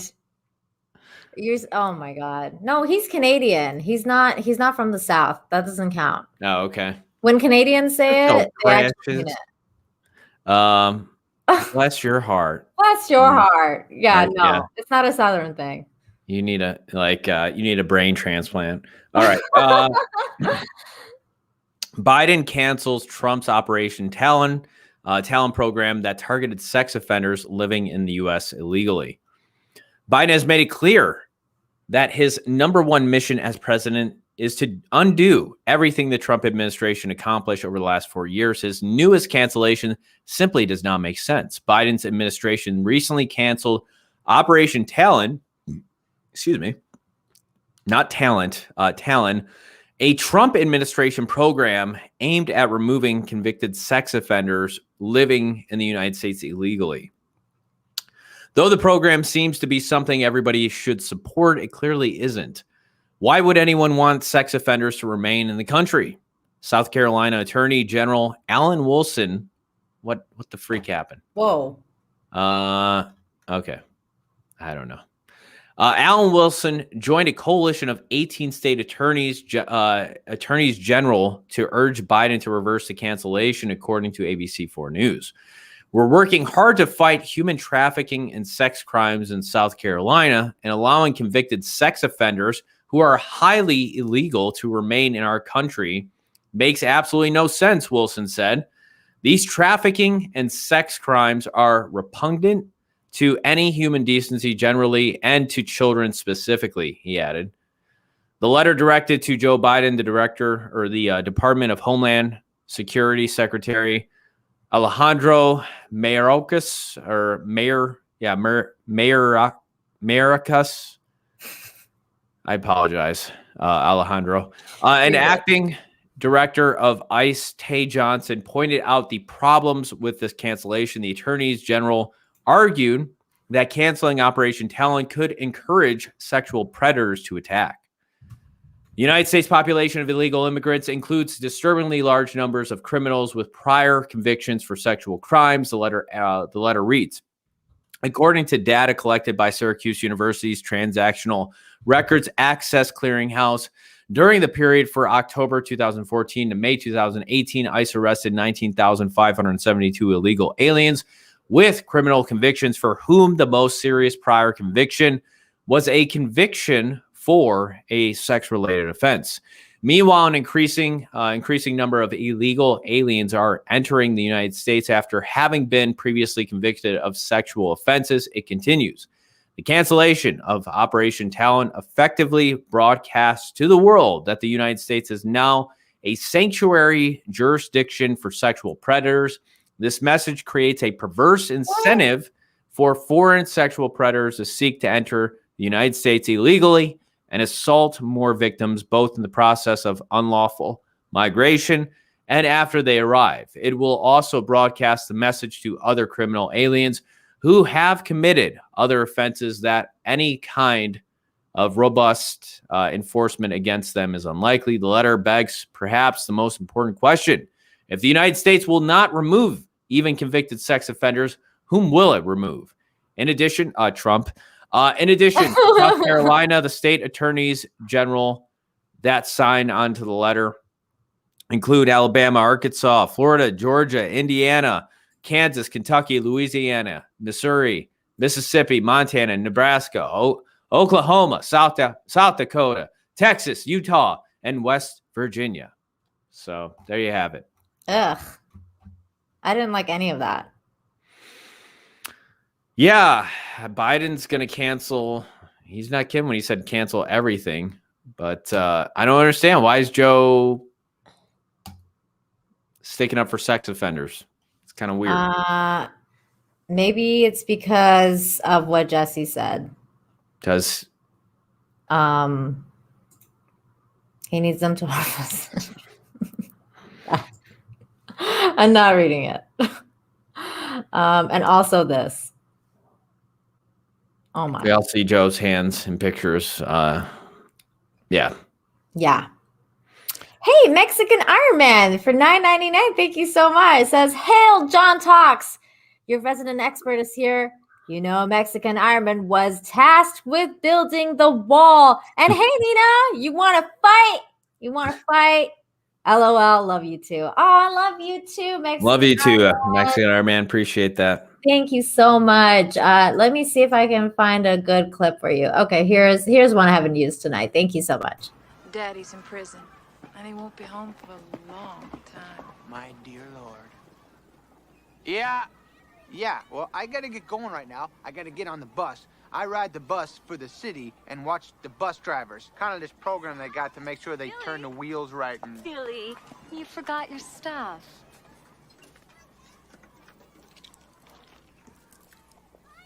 Come on, honey. Thank you very much, Miss Lippy!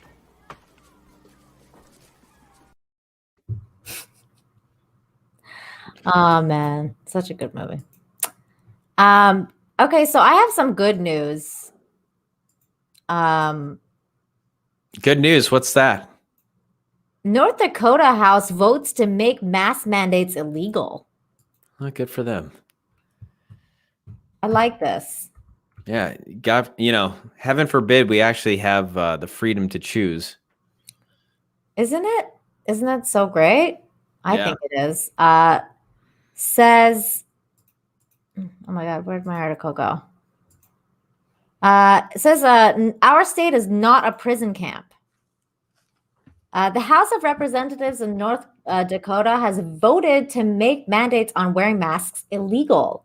The bill was sponsored by Representative Jeff Hoverson, who labeled the mask mandate instituted by the state of governor last year as diabolical silliness, adding that our state is not a prison camp. The legislation outlines that a state or local elected official, the state, or a political subdivision of the state may not mandate an individual in this state use a face mask, face shield, or other face coverings. It also prohibits making use of a face mask, shield, or covering a condition for entry, education, employment, or services. The bill also notes that if a state or local elected official, the state or political subdivision of the state recommends an individual in this state use a face mask, shield, or coverings, the official or entity shall provide notice. The recommendation is not mandatory. Hoverson said that that the mask mandates are being enforced by unelected wealthy bureaucrats who are robbing our freedoms and perpetuating lies. The bill was approved 50 to 44 and will now advance to the state Senate. Several states, including Iowa, Montana, and Mississippi, have begun lifting mask mandates despite Joe Biden's attempts to instigate a nationwide mask mandate, which he recently said could extend through the next year. What happened to the 100-day thing? So now it's a while to go. Many 100 days. 1,000 days. Dr. Anthony Fauci also said Sunday he sees it as entirely possible that everyone will have to keep wearing face coverings throughout the entirety of 2021 and into 2022, prompting backlash. Well, fuck you, Fauci, but the rest of the stuff was good. Yeah. Yeah. That should be a hashtag. Fuck you, Fauci. It really should.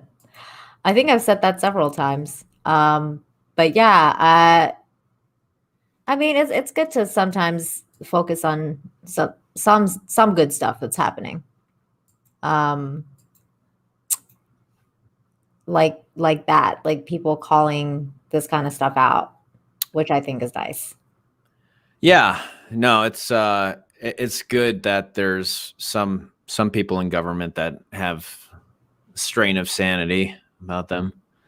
Like I think it was you that posted that video about Rand Paul. I think Rand Paul, right? That talked about the mask in the Senate, and he was like, "It's all a show." Yeah, it's a show. Yeah, that was good. That was a good speech. But yeah, so okay. The other thing that I wanted to cover, this is a little bit political as well. Well, it's definitely got political. Well, I can't talk about it then. I just wanted to cover it because it kind of like no one's really talking about this. And I'm not going to go too detailed into it. If you guys want to go too detailed into it, there is a daily, what was it? Daily Mail. The Daily Mail covered this at like in extensively. So if you want to figure out what's going on, you can go there. But I'm going to quickly just cover this one. Mother of Officer Sicknick confirms media got cause of death wrong. He wasn't hit on the head. So the mother of Capitol Police Officer Brian Sicknick said in an interview with the Daily Mail that her son was not beaten with a fire extinguisher, but likely suffered a stroke. He wasn't hit on the head, no. We think that he had a stroke, but we don't know anything for sure, Gladys Sicknick said. We'd love to know what happened. So that's basically like, the crux of the matter here is that he wasn't hit with that. And, that's kind of been the left's narrative about what happened to this police officer and one of the people who was killed. So I highly recommend you guys go and check out the detailed interview if you want more details of what happened to him. Otherwise, I don't really want to talk about it too much because it's old news. Yeah, I don't know a ton about it, but I know it's kind of weird, that he had a stroke. Mm-hmm. I'm not quite sure exactly, I have to imagine it was something related to how old was the guy? I don't know. Let me go back to the article. He didn't seem old. But I could be wrong. I think there was a picture somewhere. I think he was like in his late 40s, 50s, maybe. Yeah, that's not what you mean, late 40s, early 50s? Yeah. Yeah, that's not. That's him. Here, let me. Shortly after the Capitol riot on January 6th, he was 42. Wow, that's young. Yeah, so this is the the narrative. Trump supporters overpowered him and struck him in the head with a fire extinguisher, according to the two law enforcement officials. The paper wrote they have since issued a correction to the story weeks later. The report was picked up uncritically by other major news outlets who did not bother to confirm the legitimacy of the Times reporting. The story of him being beaten with a fire extinguisher was even presented as fact in former President Donald Trump's second impeachment trial. Sicknick's brother also disputed the widely decimated story about Sicknick's death. He texted me last night and said, I got pepper sprayed twice and he was in good shape, the brother stated. Sicknick was not given an autopsy and his body showed no indications of blunt trauma. Medical examiners are still yet to release an official report of his cause of death, while multiple members of Congress, including House Speaker Nancy Pelosi, have called for so-called killers of Sicknick to be brought to justice. No charges have been leveled against anyone in connection to his death. The narrative that Sicknick was murdered by violent Trump supporters has continued to decimate on social media and in liberal circles, despite evidence to the contrary. So that's kind of like the lowdown. And then here, I'll put the Daily Mail article in the chat. So if you guys want to go and read this like really extensive article about it, then you guys can do that.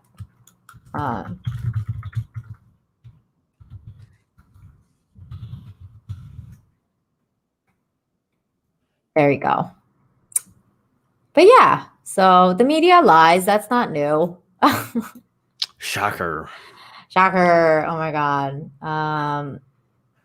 Yeah, I don't know what to say about all that. Okay. Next, I thought this was cool. There was a massive fireball seen in the prairie sky in Canada. So a fireball buzzed over the prairies Monday, temporarily piercing a dark early morning sky with a flash of blinding blue light. The meteor darted across the sky around 6:30 a.m., startling early risers who were lucky to catch a glimpse of the sudden glow. So here's one of the videos was caught. Wow.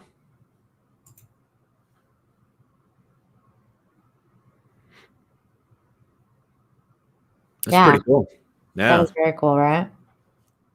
Look at how much it's like lightning almost. It's really bright. Yeah. Damn. For a split second. I mean, it lights up the whole sky. Yeah. Maybe it was Superman. John's like, let's not start this again. No, I was just seeing that person walk by, and I'm like, are you just gonna keep walking by? Yeah, You're not gonna like stop? Like, yeah. So like that's a falling star. An observer who filed a report described fireball as bright as flash of white, brighter than when the car turns its light on in you in the dark. Another reporter said that the fireball emitted a light blue glow before turning orange, leaving behind a trailing smoke line of dark gray. So this is one of the other videos from. Oh yeah, we saw this one already. I guess that was like a collection, all of them. So yeah, I mean that's pretty cool. yeah. A lot of people seem to have seen it. I think we're gonna see. Do they know more where it ones. landed? No, they're trying to figure that out. That would be pretty cool to find. I guess whatever remnants are there. Yeah, they're trying to see if that they can find like where like the landfall. Oh, okay. But they haven't found it yet. Good thing. Yeah, I guess good thing it didn't hit anybody's house. Yeah. I mean, have meteors have crashed into people's houses before, haven't they? Yeah, definitely. And I think there was one a couple of years ago, like 5-6 years ago, the one that hit Russia, like in Russia, it like hit that building and bunch of people died. Whoa. All right, check this out. So I just put in meteor crashes in the house. So a coffin maker in Indonesia became a millionaire in a freak occurrence which saw a meteorite worth around 1.4 million. I read about this. It crashed through the roof of his home. Joshua, not Joshua. There's no H there. Joshua. Mm-hmm. We'll just say H. Was working on a coffin. He's working on a coffin outside his house in the town of Kalayang when the 2.1 kilogram rock came hurling through the tin veranda outside his living room. Do you have the article? Like, because the one I This saw is just an had a excerpt. video. Had a video? Yeah, of the guy's house and like where it fell through. No, I don't have the video. Okay. I'm sure I could find it. Here it is, I think. Yeah, this is pretty. I mean, the odds of this happening are beyond astronomical.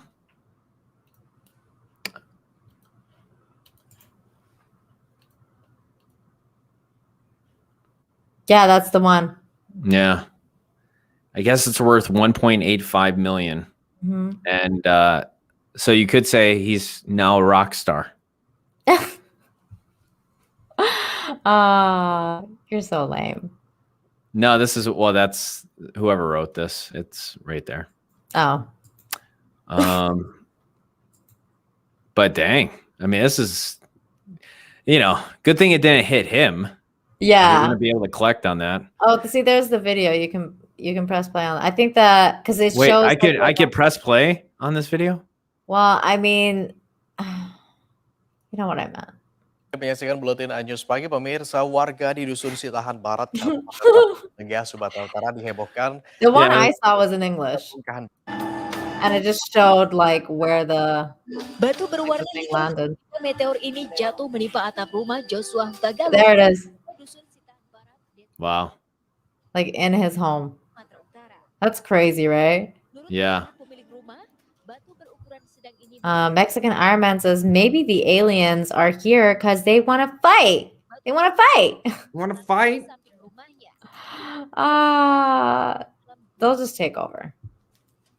That is so crazy. Like, just one day, this guy's building a coffin, and a $1.8 million asteroid flies into his house. And and he donated like a lot of the money to like building a church and stuff like that. That's Like, good for him. For his village, because he's like, he thinks it was like, sent by God. Sure. Well, I mean, not every day an asteroid comes flying through your house. I guess, bringing a $1.85 million fortune. So. There was another story I remember a while ago at this one guy, like in Africa or something like that. Like some meteorite hit this like small village and wiped it out. Like it kind of like leveled the entire village. But it was, I don't know. It was a crazy story. Dang. One asteroid brings one man fortune and allows him to build a church for his village, and the other one just wipes out the village. Yeah, pretty much. And like I remember, because the story was crazy because it was like one of those things. Was it in India or was it in Africa? I think it was in India, and I remember that the guy, like the scientists, had brought like a bunch of people there and was like, "This is an asteroid," because they were like, I think they were thinking that it was. Like they didn't understand what was going on, and the scientist was like, "This is what's going on. An asteroid wiped this place out," and he was just trying to explain it to them, and they didn't understand. But it was crazy. I gotta find that story again. I'll share it with you next time. It was okay. Good. It was a good story. Moira's here. Hi, Moira. And she says, "Meow, John." There you go. Well, hello. Maybe I should have meowed back. You should have. It would have been so good. Okay, so I think that's it for all the topics that I had. Except for that one topic that Curtis D corrected me. He says it's a meteorite, not an asteroid. Big difference. Yeah, big difference. That's true. It is a big difference. Do we want to cover that last topic, John? Which one is that? The one about the health minister, your new health minister, and her views on putting kids on hormone blockers and stuff. We can do that. Yeah. You don't have to play, or is it an article or? It's an article. I think I found here. I seen a video. I have a video of her. Like this thing has a video of her talking about him, her. Let me see. Her. She, him. Actually, let's play yours first because. So John made this video today, and I thought this would correlate well with the story because, this world is going into freaking hell and fast. And John likes to cover the hellish nature of the world. Shit that just really makes you want to kill yourself. Wow. No, that's not. This one right here. Okay, hold on. Okay, I found the one with Biden's HHS pick, who wants sex changes for kids. Yeah, I got that too. Okay, so first I'm gonna play this video. This is from John's channel. Please subscribe to John Talks. His links are in the description. In prison, the determination should be that your sexual identity is defined by what you say it is, not what, in fact, the prison says it is. And in that case, you should be entitled also to OGBYN. Anyway, you didn't ask that question. Oh, my God.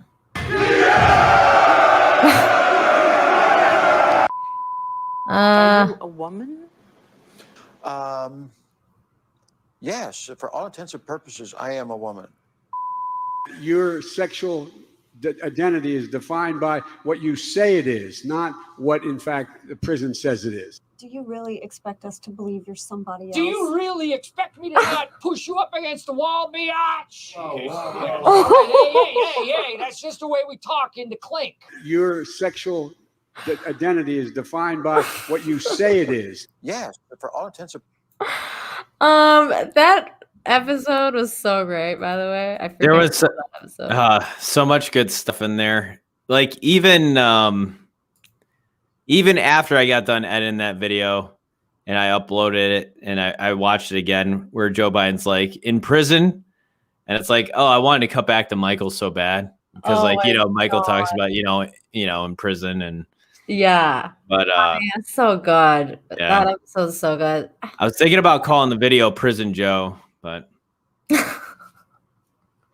I feel like I need to rewatch The Office again because we've been hanging out so much, and I just feel like I don't know. never gets old. It never gets old, and I need new clips.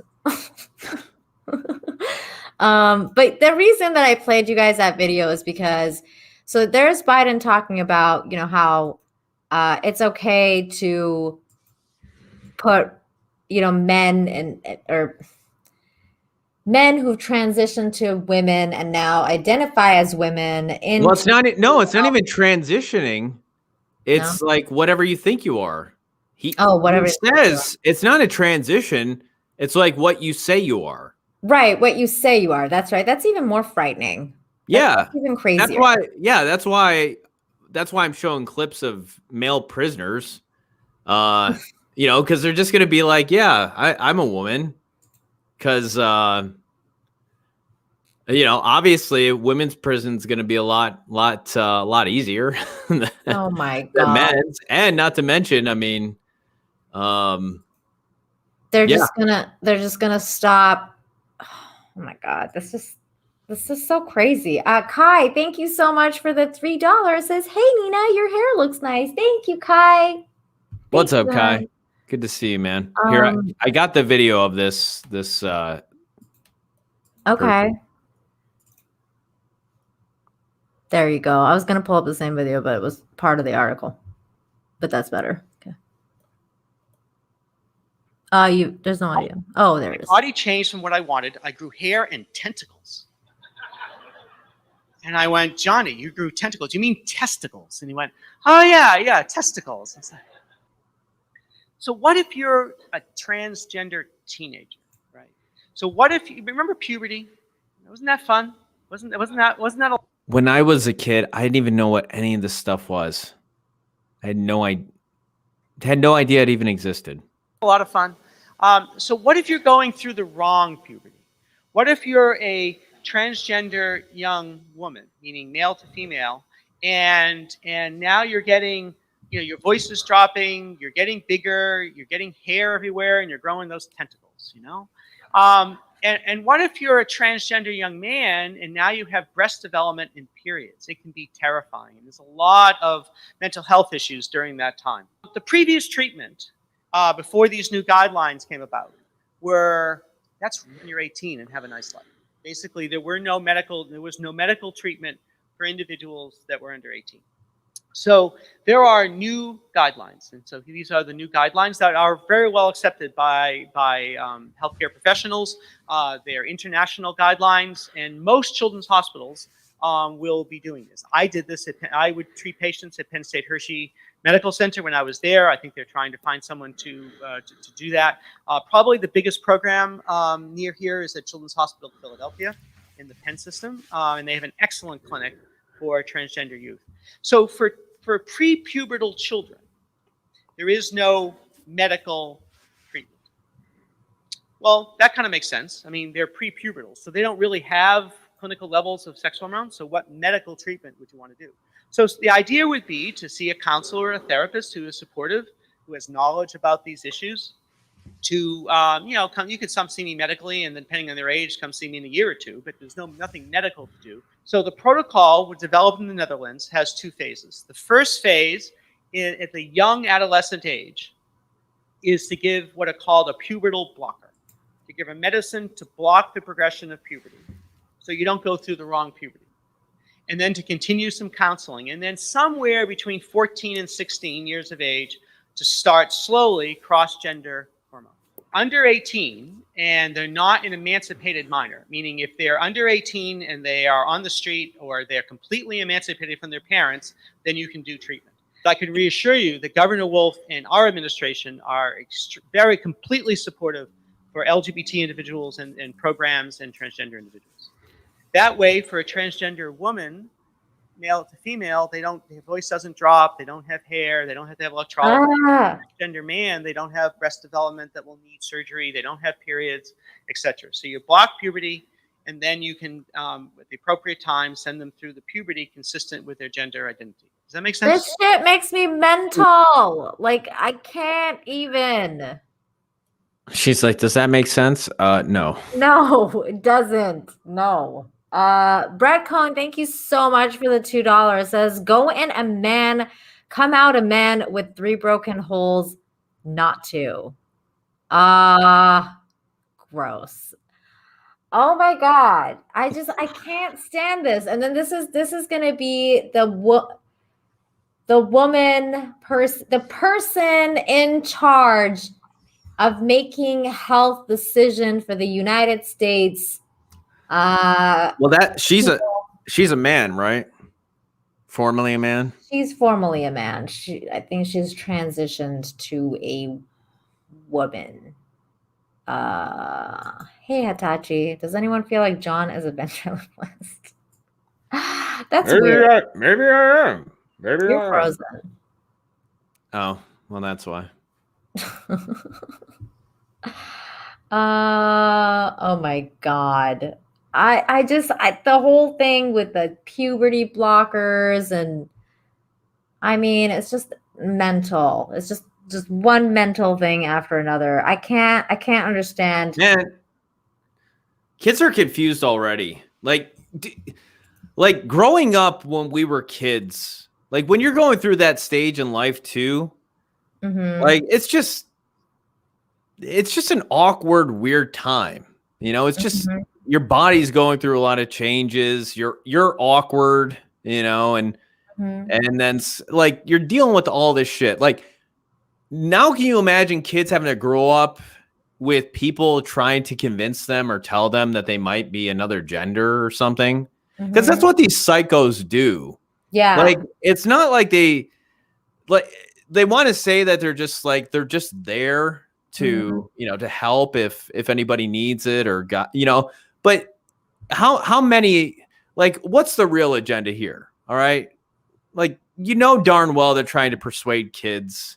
It's like these crazy whack job parents that they're like, oh, my son or my daughter has, you know, they've come to realize they're really the opposite sex. It's like, no, they fucking didn't. No, you put those ideas in their head. Well, kids think they're like unicorns and shit, like when they're kids. Like they think they're like all sorts of stuff. For every 5 minutes, they think there's something different. You know, I used to think I was a mermaid for a very long time. I identified as a mermaid. I would go swimming every day from like, you know, dawn till dusk. It was just the thing, you know? And now it's like if a kid just says like, you know, Mom, I like, you know, what's the difference between a boy and a girl? Like, you know, or like, you know, I think like I'm a girl, like, you know, like, cause boys sometimes say that and girls sometimes say that about being boys. And then you're like, no, it's like, you're a girl, you're a boy when they're young, you know? And now it's like, oh, okay, you're a girl. Okay, you're a girl. Like, let's go put you on hormone blockers. It's like, dude, no.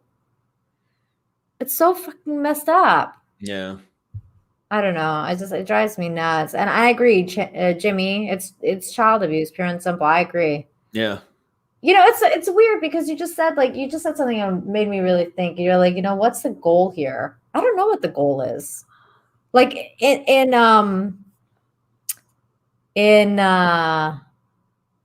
like the big picture, like why are they doing this? Like why do they want? Kids are just not, like, they don't know fucking up from down. at that age, you don't know who you are. At least wait till, like, at the very least, at least wait till 18 before you go and make some life altering decision that it's going to be very difficult to reverse. But yeah, this stuff is just, I don't know. People are. It's just putting thoughts into kids' heads. Like I can't imagine growing up and then being told all of this stuff. Like I just can't imagine being exposed to this stuff as a kid. I can't either. And one of the things that I think about that's like a little bit controversial is I feel like if you like when you're if you're a religious person, especially, and you're going through like something like this, where like, because most people, like, if you're religious and you believe in the Bible, or the Quran, or whatever, like that God, made us in, His image or whatever, like that God is the creator, right? So you're basically thinking, like especially if you're a religious person, that like God made a mistake. Like that like whatever that you're like the body that you occupy is a mistake, and you should you're going against God and like undoing that. I don't know if that makes any sense. Yeah, I mean, I think for like, I'm not quite sure how it works out for kids that, I mean, before, well, see, it's like before it was like the whole thing was, like if somebody, was gay, right? Or like that was a difficult thing for people to, like, especially if you grew up in a religious home, right? To come out. But now it's not just that, it's not like a same-sex attraction per se, but now it's this idea that you are a different sex altogether, Yeah, so there's no more like there's no such thing as cross-dressers anymore. I feel like that's like a thing of the past. Like it's like now if you're a cross-dresser, you're like you have to commit. I don't know that like, yeah, you couldn't be yeah, I'm not quite sure. What did what category did they fall into? Were they just like straight guys that like to dress in women's clothes, or? Yeah, they're just guys that like to dress in women's clothes. Okay. I think J. Edgar Hoover was one. Weird. I mean, like I think if you're in that thing, that's fine. You probably might find some things that I don't know. It's just, that's my initial thing, because when you think of J. Edgar Hoover or some of these guys, like you just don't think, oh, cross-dresser, So that's but it's like now you have to commit, like you just have to like go get it,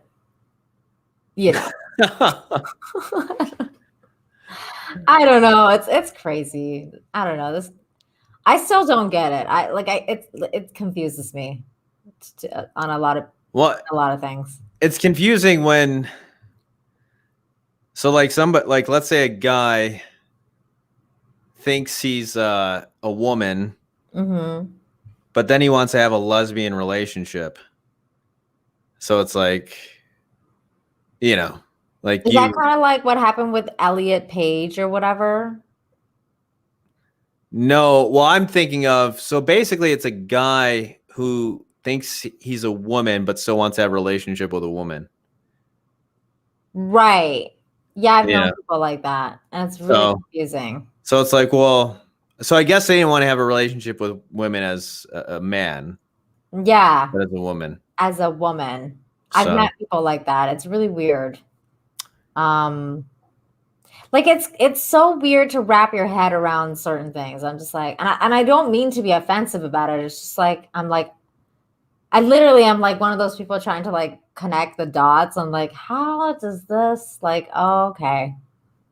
I feel like that's kind of like it's a little similar to what happened with Ellen Page too, though, because she was. Like she was a lesbian, right? Yeah, she was a cis white woman. Okay. she was a lesbian. Then she stopped being a lesbian and she turned trans. So she's a man now, but she likes women. Still likes women. So she's a man that likes women. So she's a straight white male now. I don't know, man. That's confusing. Hey, Matt G. Says, what was that? Tony Sandwich says the nuclear family was mostly destroyed decades ago. It's not gonna be that hard for them to do. Is that what this is about? Are they trying to destroy the nuclear family? I don't know. Maybe. Brett Cohen says men biologically are the only ones that can fully reproduce a human if synthetic womb existed. We're breaking ourselves out of existence, and maybe we should. Wow. That's really weird. It's kind of like what happened with, what's it called? In Man of Steel. They started to do those weird artificial births, and then they died out and destroyed their planet. Yeah, I mean, when you think about like what this is about, like at the core, it's that you can't, like, we don't want to be offensive to people. So we want to be more accepting, right? Mm-hmm. Like we want to be accepting of everybody. I mean, maybe not of Trump supporters, of course, but pretty much white people. You guys are all racist. Yeah.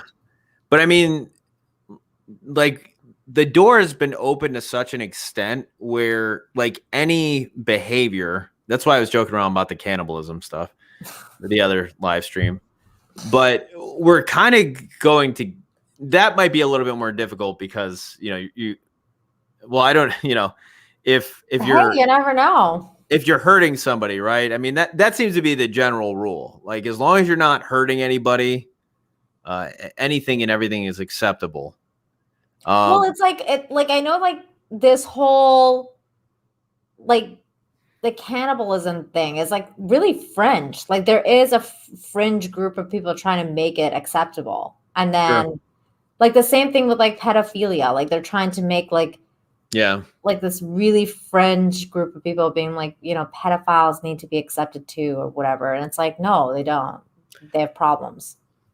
Yeah. I don't know. But then this idea of like you can't judge, like, like who are you to judge? Again, so I think since this door is kind of open up to such an extent, you're going to see, I think people will identify not just as like the opposite sex, but they're going to, and I'm sure there are people already, but they'll like identify as animals. Well, they have. Remember that deer person? Yeah. I think there was somebody that was like a cat. I think they literally got tattoos like they're like tattooed as a cat now. What? Yeah, I think it was like was it cougar or tiger or something? I don't know. Where their whole face, and everything. But yeah, I do think that, and it opens up relationships too. Like, there's no, like, I wouldn't be surprised. Like, what about polygamy? Like, if we're going to say that traditional marriage is no longer valid or the only thing, well, polygamy will like, I don't understand how polygamy won't be reinstated if everything else is, if everything's on the table, then why not polygamy? Yeah, I mean, just like at this point, like, what isn't on the table? Yeah, it's like if somebody wants to change their sexual identity, even just in saying like, I believe I'm this sex or that sex, and I'm going to marry this other, like, there's really no rules. Like, at this point, people are just making up whatever they want. Yeah. Like, I won't be surprised if you see somebody marry themselves. Like, I'm not even joking, because it's just, I think we're just getting to this point. I read a book about that like a while ago. It was like a sci-fi book though, and like the person could like clone themselves and then like marry themselves because they were like, you know, they were like, I'm the best part of myself, so like I'm just gonna clone myself and then like marry different parts of myself, and then they could clone themselves like, you know, 10 different clones and then like have like a harem of like themselves and like marry each one. That was crazy. It was a crazy book. That's just like weird. It's very sci-fi. Eclay, thank you so much for the $5 clapping sticker. It's clapping. Is it like a I wonder what kind of clap it is. Is it like one of those, or if it's like an actual, like, you know, good clap. But either way, thank you so much. I really appreciate your the super sticker. Somebody said, caught it in chat, that there's like a website about eating your favorite celebrities. Yeah, we were talking about that the other night. Somehow cannibalism came up, and we went down a weird rabbit hole of cannibalism and how you can apparently eat your favorite celebrities. That's weird, man. I'm not into cannibalism. I'm not interested at all. Toxic masculinity says screwing your gender counterpart clone would be like screwing your own sibling. Even sounds worse. It sounds weirder to me. I'm like, and that's saying quite a bit. Like, do you remember when we were doing that weird? I don't even want to compare either one. They're both gross. They're both gross. Do you remember that weird like face app thing that was like the sex swap app or whatever? And I showed you my picture of myself that looked like a dude. Yeah. And so many people were like, I'd bang myself. I was like, oh, like I look like my own brother. Like I would not, like I do not feel attracted to myself as a man. Like I'd be like, I'm not interested. Like, no. Yeah. I didn't understand, like, because there was a lot of people like that they would do that and then they would post it online and be like, yeah, I'd bang myself. And I'm like, oh, like, would you? Like, that's really weird. Yeah, I don't know. I think it's one thing to say like, yeah, I don't look half bad. You know, I'm not ugly as the opposite sex, but right. I think it's another thing to say I'd have sex with myself. That's like next level narcissistic. It's like, oh, I'm gonna like bang myself. Like that's what I think is like just narcissism, and that's why I'm saying that I do think people will eventually, like, you'll see that as a thing. Like people are gonna say like, fuck. You know, obviously there are people that are already like, fuck marriage, you know, but they will be like so abrasive to it. And they're like, I'm so in love with myself that I'm marrying myself, which is like, I don't even know how that works. You know, like, have you ever seen that episode of Seinfeld where he basically like married this girl that was like himself? I think it didn't even like last a day. I don't remember him marrying her, but I remember the girl though. Well, he didn't marry her, but he was gonna, like, he was like, you know, and then he realized he was like, he had made a terrible mistake. Like he got engaged to her. And then he was like, oh, I've made a terrible mistake. It was Mira Sorvino, the girl that he married or wanted to marry. That was a good episode. Oh my God. I'm going to highlight this, but I'm not reading it out loud. You can read it out loud if you want, John. No, that's good. I'm good. Yeah, I'm gonna get clipped, but I concur though. I concur, Curtis. I would say, yeah, that's about as close as you're gonna get. As any of us hopefully are gonna get. Yeah. This is not a great segue into what I was going to go into next at all. So let me just try and find another comment before. Oh my God. All the comments are really bad right now. Okay. We're just going to ignore these comments and go into, I just wanted to kind of bring this to everyone's attention if you're part of the community, you know, my good friend, Final Death Star, Enter the Unfamiliar, who we're trying to get to 1,000. So if you haven't subscribed to him, go ahead and do that, because he has got a great channel that talks about the unexplained and stuff. But he's raising money for his cousin's baby who lives in the Philippines, and the family's going through a really rough time right now because their baby got sick, and in order to survive, they have to have him in the hospital and stuff like that. So I'm going to put the fundraiser in the chat. And if you guys want to donate, like, you know, anything like $1 or $2 or whatever, that'd be really appreciated. It's for a good cause. So I'll just put finals GoFundMe.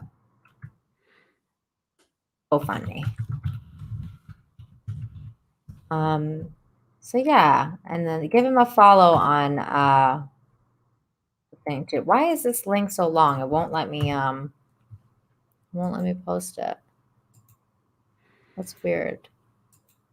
Because it's like over 200 characters.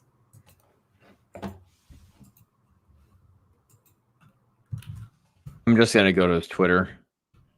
Let me see if I can. Oh, rare. Here's what I'll do is I'll put the Twitter address to the link. Okay. In the chat, and then hopefully that should do it. Thank you. Yeah, of course. Finals fundraiser. That's what it's gonna be. Let's see if this works. Huh. You might have to copy that link and put it in your browser. That's weird. Okay, hold on. Should have came up as a link. See if it actually works. Yeah, it works if you just copy it, but I don't know why it didn't show up. It didn't? My link, or I mean, it showed up, but my link, you know, it's not like a link that you just click on. Oh, really? Yeah. Okay, hold on. Let me see if I can. Just gonna share this. I'm just gonna share the Twitter one too. That's weird. Why do they have to make it so difficult to share something like this? So there's his Twitter. So if you guys just click on that, then it'll take you to the GoFundMe link, like his tweet to the link. And then you can just click that. 2 clicks away instead of just 1. Bada boom, bada bing. Thank you guys. I really appreciate it. So yeah, I don't know. Oh, my friend Final Death Star, his cousin's baby is very sick in the Philippines, and in order for him to survive, they have to have him in the hospital, and they're for like 10 days, and the bills are astronomical for them. So they're just trying to raise some money so that they can, you know, help the family. So yeah. So yeah, I don't know if you want to cover anything else. If there's anything else you want to talk about, we can talk. If not, that's all I got for tonight. No, I think we've covered quite a bit. We're hitting the 3-hour mark, and I don't know why. I'm just so well, I didn't get a ton of sleep. I didn't get enough sleep for the amount of time I was awake. So that's probably why. No worries. Okay, so then that's all, folks. Thank you so much for being here tonight. We really, really appreciate you. As I said before, John, all of John's channels is in the description. John, appreciate it, Nina. Everyone here knows who you are and where you're from, but just in case they don't, I actually did see a couple comments saying that they were here brand new. Who's so this? Please dude? Tell everyone where they can find you and what you're doing here. You can find me on John Talks, and yeah, I mainly put out just little short videos. Sometimes they're funny and sometimes they're informative, but either way, you know, hopefully you'll find something that you like. It usually is political, by the way, so you might just want to give you a heads up. Well, his main channel is a little bit political, but his life channel will have like more life stuff and good advice. He has a lot of good advice. John's full of good advices. He should update that page. And I got a last minute super chat from Brett Cohen. Thank you so much, Brett.